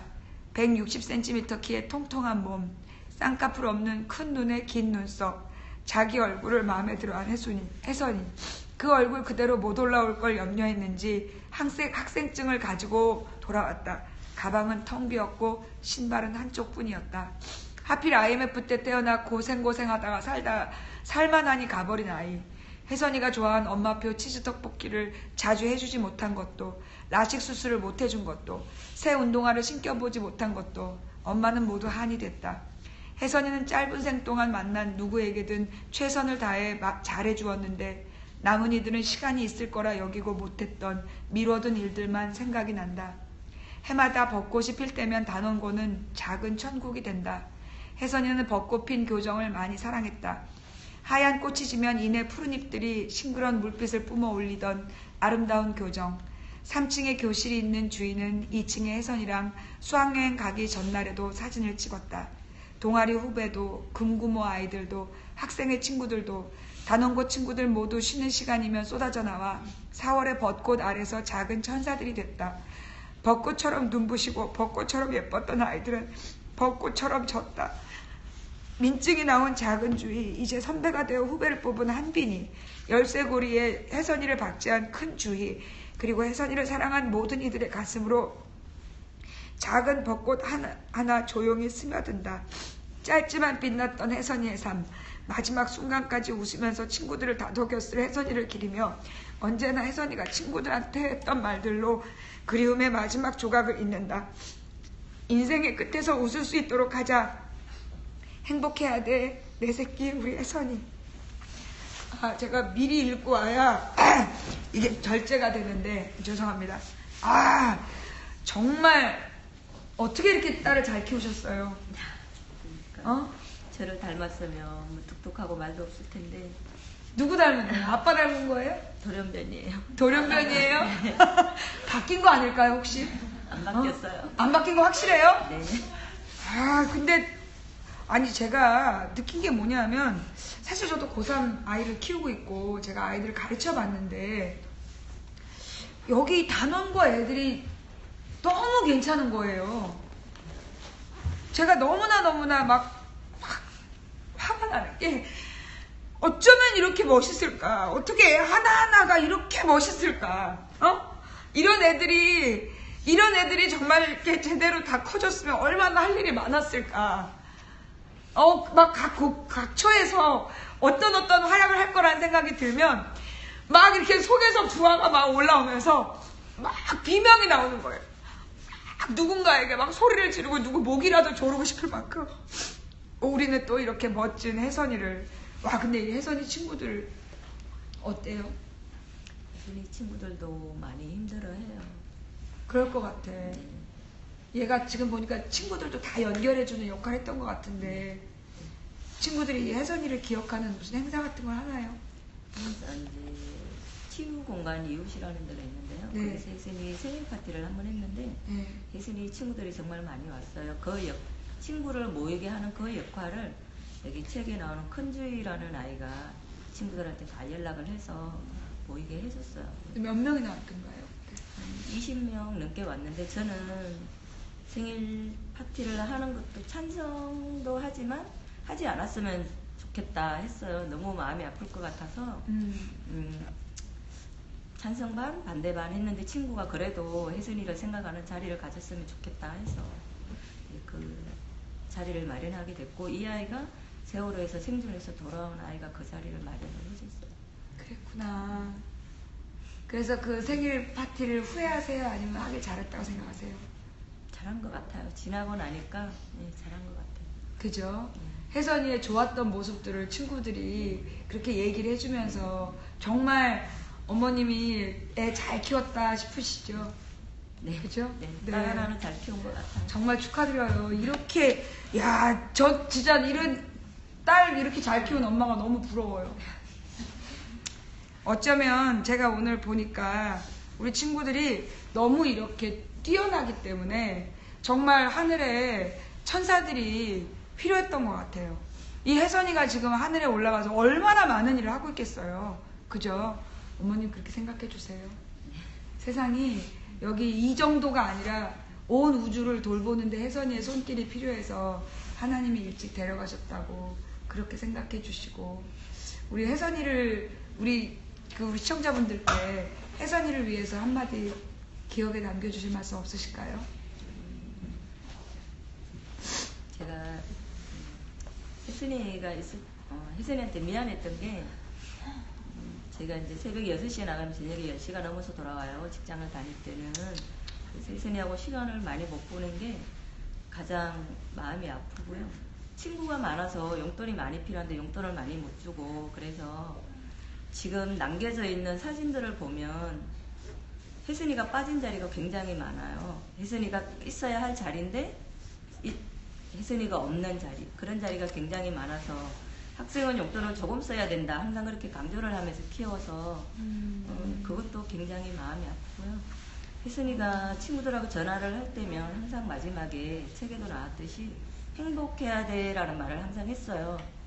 그것처럼 혜선이도 하늘에서 친구들이랑 이성에서 아팠던 기억은 다 있고 항상 행복했으면 좋겠습니다. 그래요. 행복할 거예요. 어머님, 그리고 가족들, 그 언니는 이 혜선이를 잃고 나서 좀 이렇게 괜찮아졌나요? 많이 힘들었어요. 이제 큰애도 저희가 혜선이를 기다릴 때 진도체육관에 같이 있었거든요. 그래서 이제 정부가 어떻게 하는지, 구조 상황이 어떤지 이런 걸 다 보고 왔기 때문에 굉장히 많이 힘들어했고, 큰아이는 굉장히 내성적이고 말이 없는 아이인데도 자기도 힘들 텐데 엄마가 더 힘들까봐 엄마한테 이렇게 터치도 안 하는 아이였는데 지금은 엄마만 보면 안아주고 그런 아이가 됐어요. 이제 항상 엄마가 밖에 나갔다 들어오면 안아주고, 아침에 깨울 때도 한 번씩 안아주고, 아이가 성격이 많이 변한 것 같더라고요. 그래요. 본인도 힘든데 그렇게 또 견뎌내주는 큰아이가 또 고맙기도 합니다. 그래요. 너무 다행이기도 하고, 어쩌면 이 가정은 그래도 지금 조금씩 나아질 것 같은 기대가 되네요. 그죠? 힘내시고, 우리 혜선이에 대한 너무 이 좋은, 이렇게 예쁜 혜선이에요. 기억해 주세요. 우리 혜선이가 이 온 우주에 아주 이렇게 긍정적인 에너지를 미치고 있을 거라고. 그리고 우리 혜선이 때문에 어쩌면 이 가족들은 더욱더 강인하게 하나가 된 것 같아요. 그죠? 가족분들께도 안부 전해주시고 혜선이를 위해서 더 힘내서 살아주시기 바랍니다. 고맙습니다. 예. 박수 한번 부탁드릴게요. 네. 그리고 어머님. 소장님이시죠, 어머님? 네. 자, 어서오세요. 네, 안녕하세요. 지난번에 강서구 때. 네, 청일포에서. 네, 네, 안녕하세요. 예, 그때 너무 죄송했었어요. 아니에요. 저도 그게 그런 모임인지 모르고 가가지고. 예. 자, 우리 기업 저장소, 소장님. 네. 지금 우리 친구는 몇 반이에요? 3반이에요. 3반. 3반이면, 있다. 네, 도원이? 도원이 어머님. 우리 또 도원이가 또 어떡해. 도원이가 또 그렇게 멋있던데. 네. 자, 우리 오늘의 마지막 친구 김도원을 만나는 시간을 갖도록 하겠습니다. 33페이지.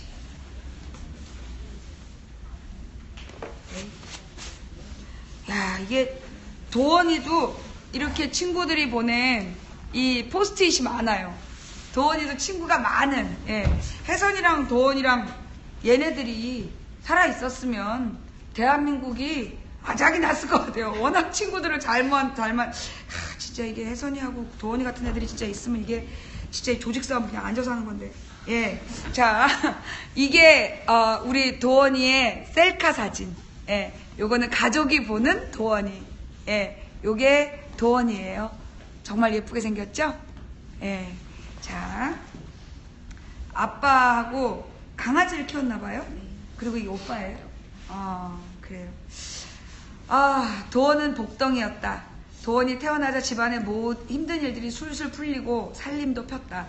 복덩이는 가는 곳마다 사랑을 듬뿍 받았고 받은 사랑을 아낌없이 베풀었다. 성격이 털털해서 선생님이나 어른에게 거리낌 없이 다가서서 귀여움을 받았고 남녀를 가리지 않고 두루 친구들을 좋아했으며 친구의 어려움을 헤아릴 줄 알았다. 그들 사이에 도원이 있으면 웃음이 넘쳤다. 도원은 사랑을 전하는 아이였다.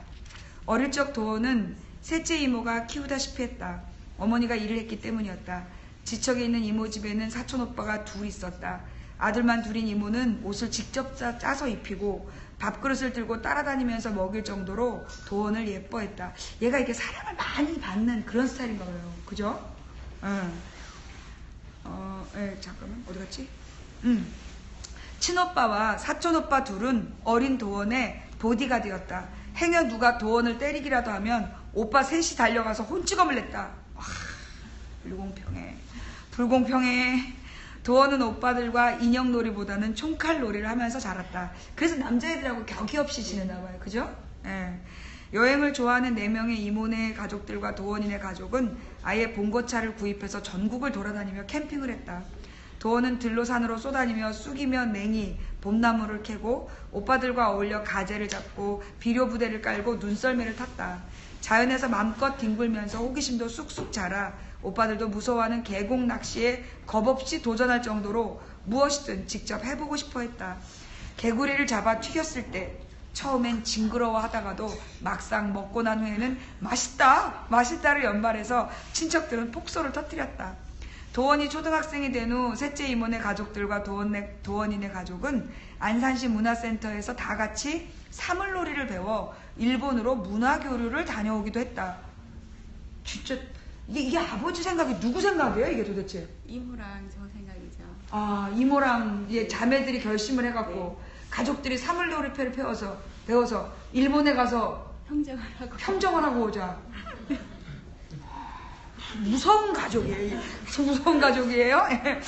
오빠들은 꽹가리를, 도원이는 징을 치고 장구채도 잡았다. 공연이 끝나고 여흥 시간에 게임을 이끌던 일본인 사회자가 누구 나와서 할 사람 없냐고 물었을 때 말이 잘 안 통해서 어른들도 어색한 미소만 띠고 있을 때, 그러니까 이게 사물놀이를 기는 중인데 말이 안 통하는 거야. 자, 그때 손을 번쩍 들고 나간 건 도원이었다. 도원은 조금도 머뭇거리지 않고 씩씩하게 앞으로 나갔다. 사물놀이 복장에 빨강, 노랑, 파랑, 색동 머리띠를 맨 도원이는 야무지고 앙증맞았다. 이게 몇 살 때인가요? 7살 때. 이후로는 엄마, 이모, 사촌 형제들로 이루어진 가족 사물놀이 팀을 꾸려 장애인 센터, 평화의 집, 노인정 등으로 위문 공연을 다녔다. 참 대단한 집이세요. 네. 어릴 때부터 사촌들과 어울려서 대가족처럼 지내면서 다양한 문화체험을 하고 다방면의 사람들을 만나면서 보고 배운 것들은 도원의 피와 살이 되었고 그것이 도원의 성격과 기질로 나타났다. 그리고 자기가 받은 사랑을 다시 베푸는 것이 즐겁고 자연스럽게 몸에 배었다. 고등학생이 되었을 때 춤도 잘 추고 연극반 활동까지 하게 된 건 그동안 키워온 끼가 꽃을 피운 것이었다. 초등학교 5학년 때는 친구들과 서울까지 가서 오디션을 받은 적도 있었다. 1, 2차는 통과했는데 아쉽게 3차에서 떨어졌다. 오디션에 떨어졌을 때도, 초등학교 전교회장 선거에서 떨어졌을 때도 도원은 그것에 집착하지 않았다. 징징거리는 걸 몰랐고 매사에 긍정적이었다. 재미있는 건 면접 때였다. 면접지 내용 중에 너의 성격을 점수를 매긴다면 10점 만점 중 몇 점? 이런 문항이 있었는데 도원은, 잘 들으세요, 100점이라고 썼다. 10점 만점에 몇 점이냐니까 100점이래. 엄마가 물었다. 10점 만점인데 100점이라고 쓰면 어떡해? 도원이 웃으면서 대답했다. 그만큼 내 성격이 좋다는 거야. 어떻게 이렇게 애를 잘 키웠대요. 정말 한수, 진짜 나중에 이게 육아교육을 해야 된다니까. 어떻게 애를 키웠는가에 대해서 10점 만점에 100점, 이거 아무나 못해. 자화자찬이 아니었다. 친구들의 말을 들어보자. 도원이요? 도원이를 한마디로 말하라면 진짜 성격 좋은 아이. 중3 때 폭설이 내릴 때였어요. 점심 때 눈싸움을 했는데 여자애들은 같이 놀자고 해놓고도 좀 세게 던지면 삐치거든요. 그러면 분위기가 싸늘해지잖아요. 도원이는 그런 거 없어요. 남자 여자 가리지 않고 두루 친하니까 조금도 거리감 없이 팔다리 잡고 막 던지고 그렇게 놀아요. 성격이 좋으니까 선생님들이랑 친했어요. 자기가 먼저 웃으면서 다가가요. 망가지는 걸 두려워하지 않고 친구들에게 웃음을 주는 아이 정말 털털해요. 맞아요. 수면 바지 같은 거 입고도 두려움 없이 밖으로 나와요. 동그란 안경은 도원이 트레이드 마크였어요. 김구 선생님 인상이 떠오르기도 해서 코믹하고 귀여웠어요. 굉장히 열정적이고 활발했어요. 순진하고 순수한 면도 있었고요. 소녀적인 감상도 많고 굉장히 섬세해서 친구들을 참 잘 챙겨줬어요. 고민 얘기하면 진심으로 공감해주고 맞장구를 잘 쳐줬어요. 그리고 끝까지 비밀을 이게 중요한 거야. 고민을 듣고 비밀을 지켜줬다는 거야. 속상하거나 고민 있을 때 도원이랑 전화통화를 하고 나면 마음이 풀렸어요. 도원이랑 중3 때 같은 반이 됐는데 자꾸만 제 이름을 부르는 거예요. 선규야 선규야 그러더니 별명까지 붙였어요. 당근 당근 이러는 거예요. 저는 무시했어요. 쟤 뭐야? 난 잘 알지도 못하는데 왜 이렇게 친한 척이라? 솔직히 고백하면 저는 말주변도 없고 부끄러움이 많아서 낯을 가리는 편이거든요. 여자애들이랑은 말도 못하고 피해버렸어요. 그런데 도원이가 자꾸만 저에게 장난을 치고 그러다 보니까 어느새 제가 도원이 친구들 그룹에 들어가 있더라고요. 도원은 밝은 에너지를 가지고 있어요. 제가 어둡게 웅크리고 있을 때 도원이 먼저 다가와서 밝은 곳으로 이끌어줬어요. 지금은 저 완전히 성격이 바뀌었어요. 이제 제가 먼저 친구들에게 다가가 마음의 문을 열고 분위기도 띄우려고 노력하고 그렇게 변했어요. 이게 다 도원이 덕분이에요. 외톨이로 지내는 친구에게 먼저 다가가 친구가 되어준 건 최선규에게만이 아니었다. 정영기에게도 도원이 먼저 다가와 말을 걸어주었다. 저는 좀 심하게 남자 여자 구분하고 여자애들이랑 담쌌고 말도 안 섞고 지냈어요.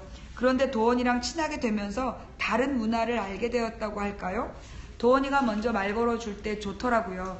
솔직히 남자애들이랑 맨날 PC방이나 가고 그러는데 여자애들이랑 친해지면서 룸카페 같은 데 가서 수다도 떨고 노래방도 갔어요. 여자애들이랑 무슨 수다를 떨어 그랬는데 막상 친하게 지내니까 배우는 것도 많고 생각하게 되는 점이 많았어요. 함께 계획을 짜고 준비해서 계곡으로 캠핑도 가고 여자애들을 배려하는 게 뭔지 배웠어요. 되게 그러니까 우리나라 교육이 아니라 서구적인 교육받은 애들 같은 그 일부러 그렇게 키우신 거예요. 배워야 돼. 이 엄마한테 나중에 애를 어떻게 키워야 되는지. 정영기는 여자애들이 추워 보이면 말없이 웃옷을 벗어서 덮어주고 주위 사람들이 눈치채지 않게 조용히 여자애들을 배려해주는 멋진 남자가 되었다. 한 남자 인생을 바꾼 거야. 중학생 때는 해가 떨어진 후에 조금만 늦게 들어가도 부모님께 야단 맞았어요. 그런데 이 친구들이랑 친하게 지내면서는 부모님들 생각이 바뀌셨어요. 부모님들 생각도 바꾼 거야 얘가. 나쁜 친구들이 아니고 살면서 중요한 친구를 만났구나 생각하시게 되니까 이 친구들이랑 있다고 하면 선선히 알았다고 하고 믿어주셨어요. 친구들에 대해서 다 터놓고 얘기했으니까요. 이렇게 모인 친구들이 15명이나 되었다. 주로 중앙도서관에서 만났다고 해서 도팸, 도서관 패밀리란 이름이 붙게 되었다.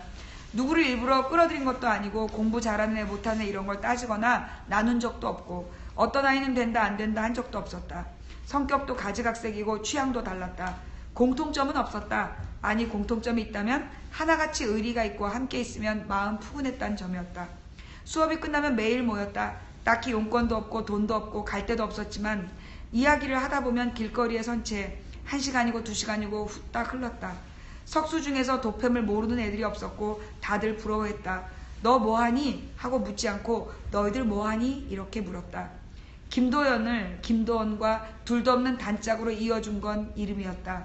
중2 때 처음 같은 반이 됐는데 도원이는 4번, 저는 5번이었어요. 그런데 우리 집이 기초생활수급자라서 방과 후 수업이나 급식비 같은 걸 내면 그 돈이 다시 엄마 통장으로 들어와요. 그런데 한 번은 돈이 안 들어와서 알아보니까 도원이 엄마한테 들어갔더라고요. 이후로도 선생님들이나 친구들이 이름을 헷갈리는 바람에 생긴 해프닝이 정말 많았어요. 선생님이 부른다고 해서 교무실에 가보면 도원이를 부른 거고 이런 식으로요. 돈은 돌려서 주셨겠죠. 네, 자 애들을 이렇게 키우셨는데 둘은 고등학교도 같은 어떻게 됐어요? 저희는 생존자예요. 둘은 고등학교도 단원고로 가게 되었다. 도원이는 개성 있는 아이예요. 좋아하는 게 정말 많아요. 제일 좋아하는 건 먹는 거. 왕고로케도 좋아하고 카페 신상 메뉴 나오면 우리 저거 꼭 먹으러 가자 이래요. 애가 굉장히 도전 정신이 있는 거야. 그죠? 아이스크림과 pom프리치 감자튀김 같은 거 좋아해요. 학교에서 오리고기를 구워 먹은 적도 있어요. 뭘로요?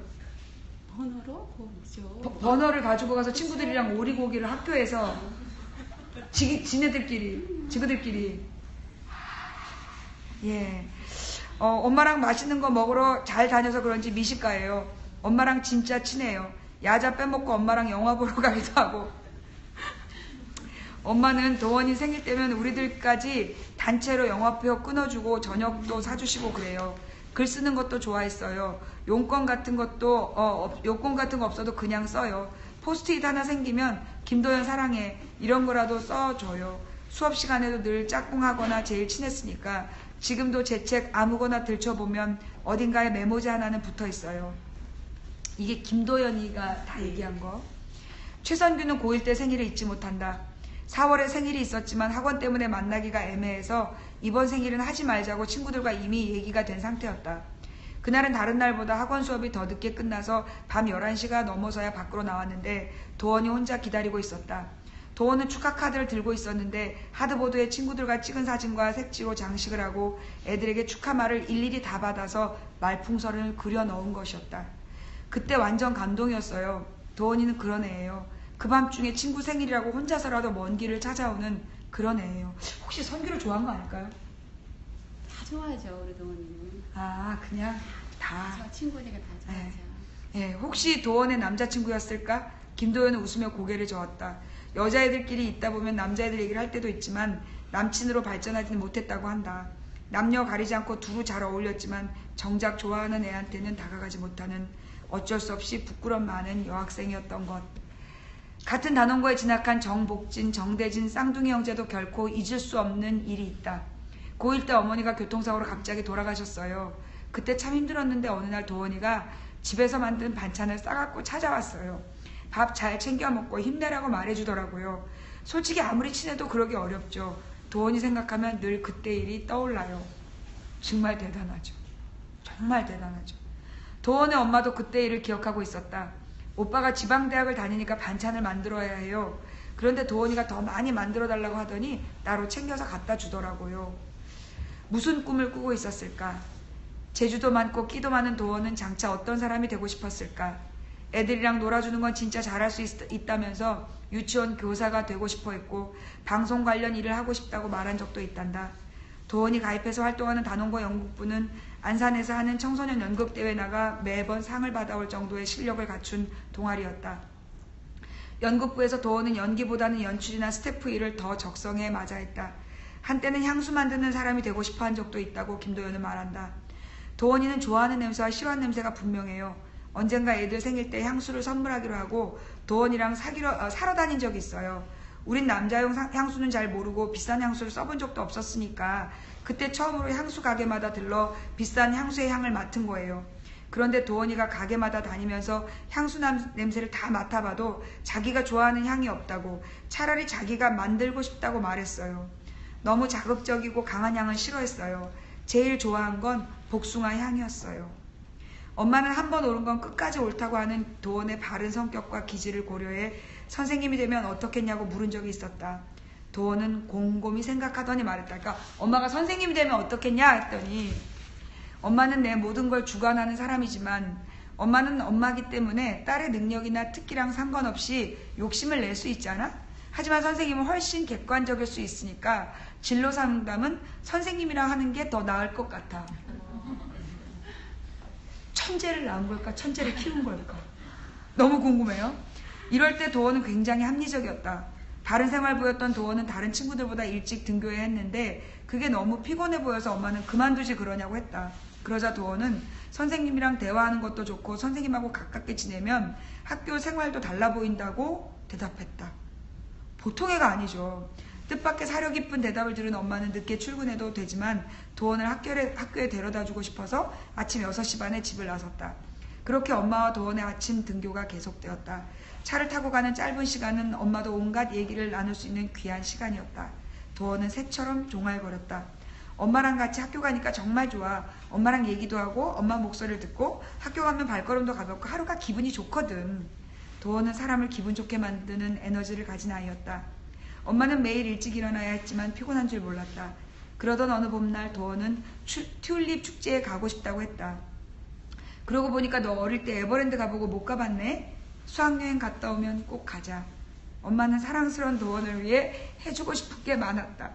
그 중에서도 가장 해주고 싶은 건 시골을 유난히 좋아하는 도원을 위해 전원주택을 짓고 좋아하는 꽃나무가 그득한 마당에서 도원과 도원의 아이들이 뛰어놀게 해주는 거였다. 도원은 기뻐하며 말했다. 거기에다 엄마랑 아빠랑 먹게 채소도 심고 개울에 나가서 발 담그고 놀면 얼마나 좋을까? 아, 난 엄마가 정말 좋아. 그런데 한 가지, 엄마가 도원의 청을 거절한 게 있었다. 중3 때 부산에 여행 가서 바닷가를 걷고 있는데 도원이 문득 말했다. 엄마, 나 유학 가면 안 될까? 나는 더 넓은 세상이 보고 싶어. 그런 말을 2번 했었다. 하지만 엄마는 어린 도원을, 그리고 늘 보고 있어도 보고 싶은 도원을 바다 건너 먼 나라로 보낸다는 건 상상할 수도 없었다. 도원의 가족은 각자 방이 있어도 거실에서 다 같이 모여서 잤다. 오빠가 고등학생이 된 후 자기 방에서 자기 시작했지만 도원은 여고생이 된 이후에도 엄마랑 아빠랑 같이 잤다. 도원은 엄마 아빠와 같이 하는 시간을 유독 좋아했다. 엄마와는 친구처럼 지냈다. 중3 때는 엄마와 화이트 골드로 커플링을 맞추어 도원은 오른손 검지에 엄마는 왼손 중지에 끼고 다녔다. 같이 네일 아트를 받으러 다니기도 했다. 학생이라 주말이 지나면 지워버려야 했지만 엄마도 그리고 도원도 같은 걸 느끼고 함께하는 시간을 귀하게 여기고 좋아했다. 아빠와는 옷 입는 취향이 비슷해서 커플룩을 입고 다니는 걸 좋아했다. 그러나 도원이 어릴 때 아빠는 사랑 표현을 잘 못하는 전형적인 경상도 아빠였다. 일에 쫓겨 한 달에 1~2번 저녁 먹는 게 같이 할 수 있는 시간의 전부였다. 도원이 중학생이 된 후에야 집에 있는 시간이 조금씩 생기기 시작했다. 무뚝뚝한 아빠에게 먼저 다가가 친해지려고 노력한 건 역시나 도원이었다. 아빠랑 외출할 때면 아빠 옷을 입기도 하고 먼저 아빠의 팔짱을 끼고 애교를 부렸다. 아빠는 사랑하는 마음을 표현하는 방법을 딸로부터 하나씩 배웠다. 서툰 솜씨로 카레 만들고 김치찌개도 끓이고 마주 앉아 나지막한 소리로 대화를 나누고 그러다가 웃음이 터지기도 하는 너무나 소소한 시간이 얼마나 행복하고 달콤한지 알아갔다. 도원이 마음이 참 여려요. 거부할 줄 몰라요. 싫어도 싫다 할 줄 모르고 차라리 자기가 손해보고 말아요. 내가 해준 반찬이 맛이 없어도 맛있다 이러면서 먹어요. 어디 가서 맛있는 거 먹으면 꼭 제 걸 따로 챙겨오고요. 14년 1월 제 생일 때는 용돈을 모아서 빨간색 후드티를 선물로 주었는데 그게 마지막 선물이 되었습니다. 좀 늦었지만 아빠는 딸에 대해 조금씩 알아가는 중이었다. 도원은 고민 중이었다. 늦게까지 잠들지 못하고 있었다. 엄마가 걱정이 돼서 물었다. 도원아, 무슨 일 있어? 그날은 고2가 된 도원이 연극부 선배로 1학년 신입생 면접을 본 날이었다. 그 애들에게 하나하나 합격 불합격을 알려주는데 불합격자에게 선뜻 연락을 못해서 머뭇거리던 중이었다. 어떻게 말해야 될지 모르겠어, 엄마. 문자를 보내면 어떻겠냐고 엄마가 물었다. 그건 아닌 것 같아. 애들이 얼마나 마음이 아프겠어. 단짝 김도연은 연극부 면접을 본 도원이 합격 발표를 듣던 날을 생생하게 기억했다. 야자가 끝나고 쌍둥이 형제랑 다 같이 화정천을 걸어가던 중이었다. 함께 면접을 본 김빛나라가 합격 통보를 받았다는 소식을 들었다. 저기 있는 이름이네요. 어떻게 하면서 불안해하고 초조해하는 도원의 모습은 처음 보는 것이었다.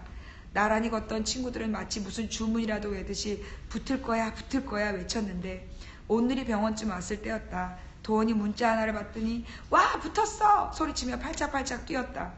그날 밤 도원은 자기가 그토록 초조해하던 순간과 기뻐하던 순간을 떠올렸을 것이다. 그 순간을 잊지 않고 기억했을 것이다. 그랬으므로 그 일을 사무적으로 처리할 수 없었을 것이다. 공감 능력이 뛰어난 사람은 다른 사람의 아픔을 더 아프게 느끼기 때문이다. 도원이 바란 건 거북이 같은 사람, 시간이 걸리더라도 인정받는 사람이 되는 거였다. 이게 김도원 어머님, 성공하신 어머님으로서 어떻게 키우면 도원이 같은 딸을 키울 수 있는지.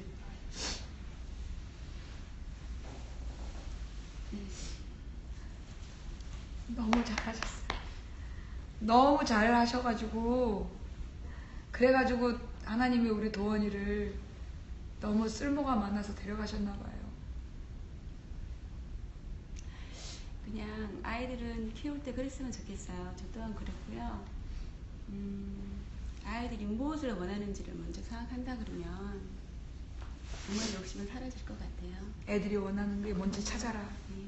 그리고 저는 그렇게 키웠거든요. 사실 공부도 중요하죠. 지식 중요해요. 살아가면서 당연히 지식은 있어야 돼요. 하지만 기본적으로 먼저 인성이거든요. 인성. 그리고 경험이에요. 경험사 지혜거든요. 그래서 인성과 지혜가 많다 그러면 그 삶은 힘들지 않을 거라고 저는 그렇게 교육을 시켰어요. 도원이 하나예요? 이 오빠, 오빠랑, 맞아, 오빠랑 도원. 근데 이렇게 정말 너무 애가 잘 자라줬잖아요. 그런 도원이가 갑자기 사라졌을 때 어떠셨어요? 유학도 못 보내는 딸인데. 그러니까 지금 생각하면 후회스럽죠. 그때도 이제 생각하지 말고 도원이 생각하고 보내줬어야 되는데 차라리 유학을 보냈더라면. 그때도 도원이 말을 들어줄 걸 그 생각을 해요. 예. 지금 도원이가 없으니까 모든 게 다 없는 거죠. 사실 우리 유가족들이 움직인다 해도 그냥 하루하루를 버티고 사는 거거든요. 하루하루를 버티고 살고 있는 것이고, 그리고 또 버티는 이 과정이 사실 이제 오늘 여기 계신 모든 분들과 같이 발맞춰서 움직이기 때문에 사실 힘내서 움직이는 거예요. 만약 우리만 있었다 그러면 벌써 무너졌고요. 무너졌고 벌써 진짜 잘못 얘기한다 그러면 안 좋게 얘기한다면 벌써 돈이 따라갈 수도 있겠죠. 그리고 우리가 그렇게 지켜주시니까 우리가 무너지지 않고, 그리고 집에 가도 가정이 다 무너졌지만 그래도 다시 또 움직일 수 있는 힘이 되는 거예요. 항상 감사하죠. 아니 근데 솔직히 이제 오늘 시간이 별로 5분밖에 안 남았지만 혹시 여기 더 쓸 수 없죠? 여기 이 공간을 여기 6시에 문 닫으셔야 되죠? 그죠? 예. 여기 5시에 문을 닫으셔야 지금 돼요. 우리가 선생님 지금 작업을 하죠. 우리 작업하고 있죠.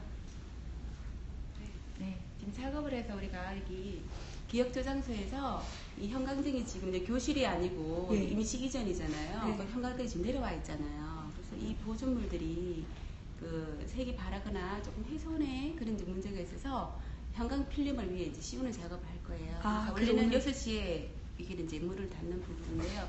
오늘 작업을 조금 더 할 것 같아요. 아 그래요? 그럼 조금 더 시간 여유가 있네요? 아, 예, 다행입니다. 예, 제가 아까부터 시계를 본 게 6시에 나가야 되니까. 네.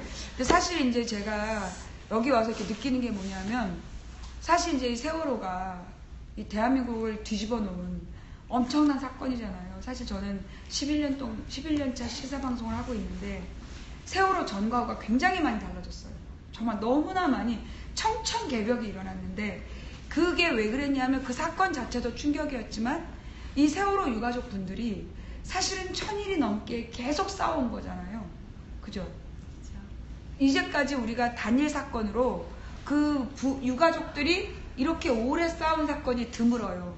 가령 이제 대구 지하철 사고라든가 몇 가지를 유가족 분들이 소규모로 싸우신 적이 있었지만 이렇게 집단적으로 활동하면서 조직적으로 이렇게 아이들의 모든 물건을 갖다가 여기라도 놓고 지금 이제 시민교육문화원을 짓고 있고 그 지어서 다시 이걸 완전 복원하겠다는 거잖아요. 그죠? 네, 재현이죠. 재현. 네. 그러니까 이렇게 해내는 게 우리나라의 첫 번째 사건이에요. 그죠? 그리고 아마 전 세계적으로 쪽팔리지만 다른 세계에 이런 일이 없어. 일단 다른 세계에는 이런 일이 없지만 일단 단일 사건을 가지고 이렇게 문제를 조직화낸 거는 정말 처음이 아닐까, 그런 생각들이 많이 들고, 사실 이게 우리 어머님들이 정말 전 사실 보면 좀 무섭기도 해요. 이렇게 무서운 게 뭐냐면 사실 왜 그런 거 있잖아요. 너무 강해 보여서 무서운 거야. 그 이분들이 무너지면 안 되는데, 그래서 제가 진상조사가 끝까지 될 때까지 우리가 정말 포기하지 않고 이 길을 가겠다. 제가 요즘에 기도하고 있거든요. 세월호를 인양하라. 그 기도를 지금 하면서 우리가 40일 기도를 시작을 했어요. 그리고 제가 금식 기도하고 저녁을 굶고 새벽 기도를 하고 있는데, 올해 세월호를 인양하는 게 우리 꿈이에요. 저의 기도이기도 하고. 그래서 정말 이 미수습자들을 수습하고, 그리고 거기서 이제 진상규명이 시작되는 것 같아요. 그죠? 예. 그래서 우리 기업 저장소를 조금 운영하시는 떨어져야 될 것 같은데. 아니, 얼굴이 괜찮아요. 너무 작으셔서 얼굴이 너무 웃기고. 여기 화면으로 보면 제가 가까이 있기 때문에 이거 엄청 크게 나. 아니 화면 보세요. 화면은 얼굴이 굉장히 작게 나오고 있습니다. 걱정하지 마세요. 제가 일부러 이렇게 앉았잖아요. 원래 큰데 지금. 아니. 제가 얼굴이 작은 게 아닙니다, 여러분. 자, 우리 본론으로 들어가서. 라고 말씀드린 거예요. 아니, 근데 진짜 그 기업 저장소 너무 멋있게 꾸며놓으신 것 같아요. 그 기업 저장소를 아이디어를 내신 거는 예술가가 하셨겠죠? 그 건축은요, 새로운 네. 건축사 협의회에서 하신 거고, 그리고 도자기는 또 도자기 전문가들이 이제 해주신 거예요. 그 등? 네, 304개 등. 아, 그게 도자기 네, 등이에요? 그렇죠. 그리고 사무실과 저장소는 사무실과 저장소 그리고 이제 우리 구술 정원을 하고 있거든요. 할 수 있는 공간까지는 사실 아름다운 재단에서 보내주신 거였어요. 거기서 아름다운 재단이면? 2014년도부터 작년 2016년 12월 31일까지 지원해 주신 거예요. 네, 근데 토대로 해서 4.16 기업저장소와 전시관이 있었던 거죠. 그리고 이제 각계 이제 세월호 참사로 인해서 마음을 모아주신 분들이 이제 모여서 또 전시관이 이제 된 거고요. 그러면 지금 현재 활동을 같이 하고 계시는 유가족 분들은 몇 분 정도 계시나요? 어제 전시 우리 저장소만 아니요, 그러니까 지금 이제 세월호 유가족 분들 중에서 전체는 잘 모르시나요? 전체는 지금은 우리가 이제 유가족과 생존자 화물 생존자 다 이렇게 포함되어 있잖아요. 4.16 가족 협의회가 있습니다. 아. 회원은 한 230. 230일. 가정이 이제 회원이 돼 있고요. 그리고 네. 저는 유가족은 지금 움직이시는 분들은 한 100여 명 가족이 되고, 그러니까 100여 또 그 명. 외에는 사실은 생활을 해야 되니까, 그리고 아이들이 있으니까 이제 다시 이제 직업을 가지서 다시 생활을 하시는 거죠. 그래요. 그리고 이제 급할 때 뭐 서울 우리가 출동을 하거나 집회할 때는 모두 다 출동을 하시죠.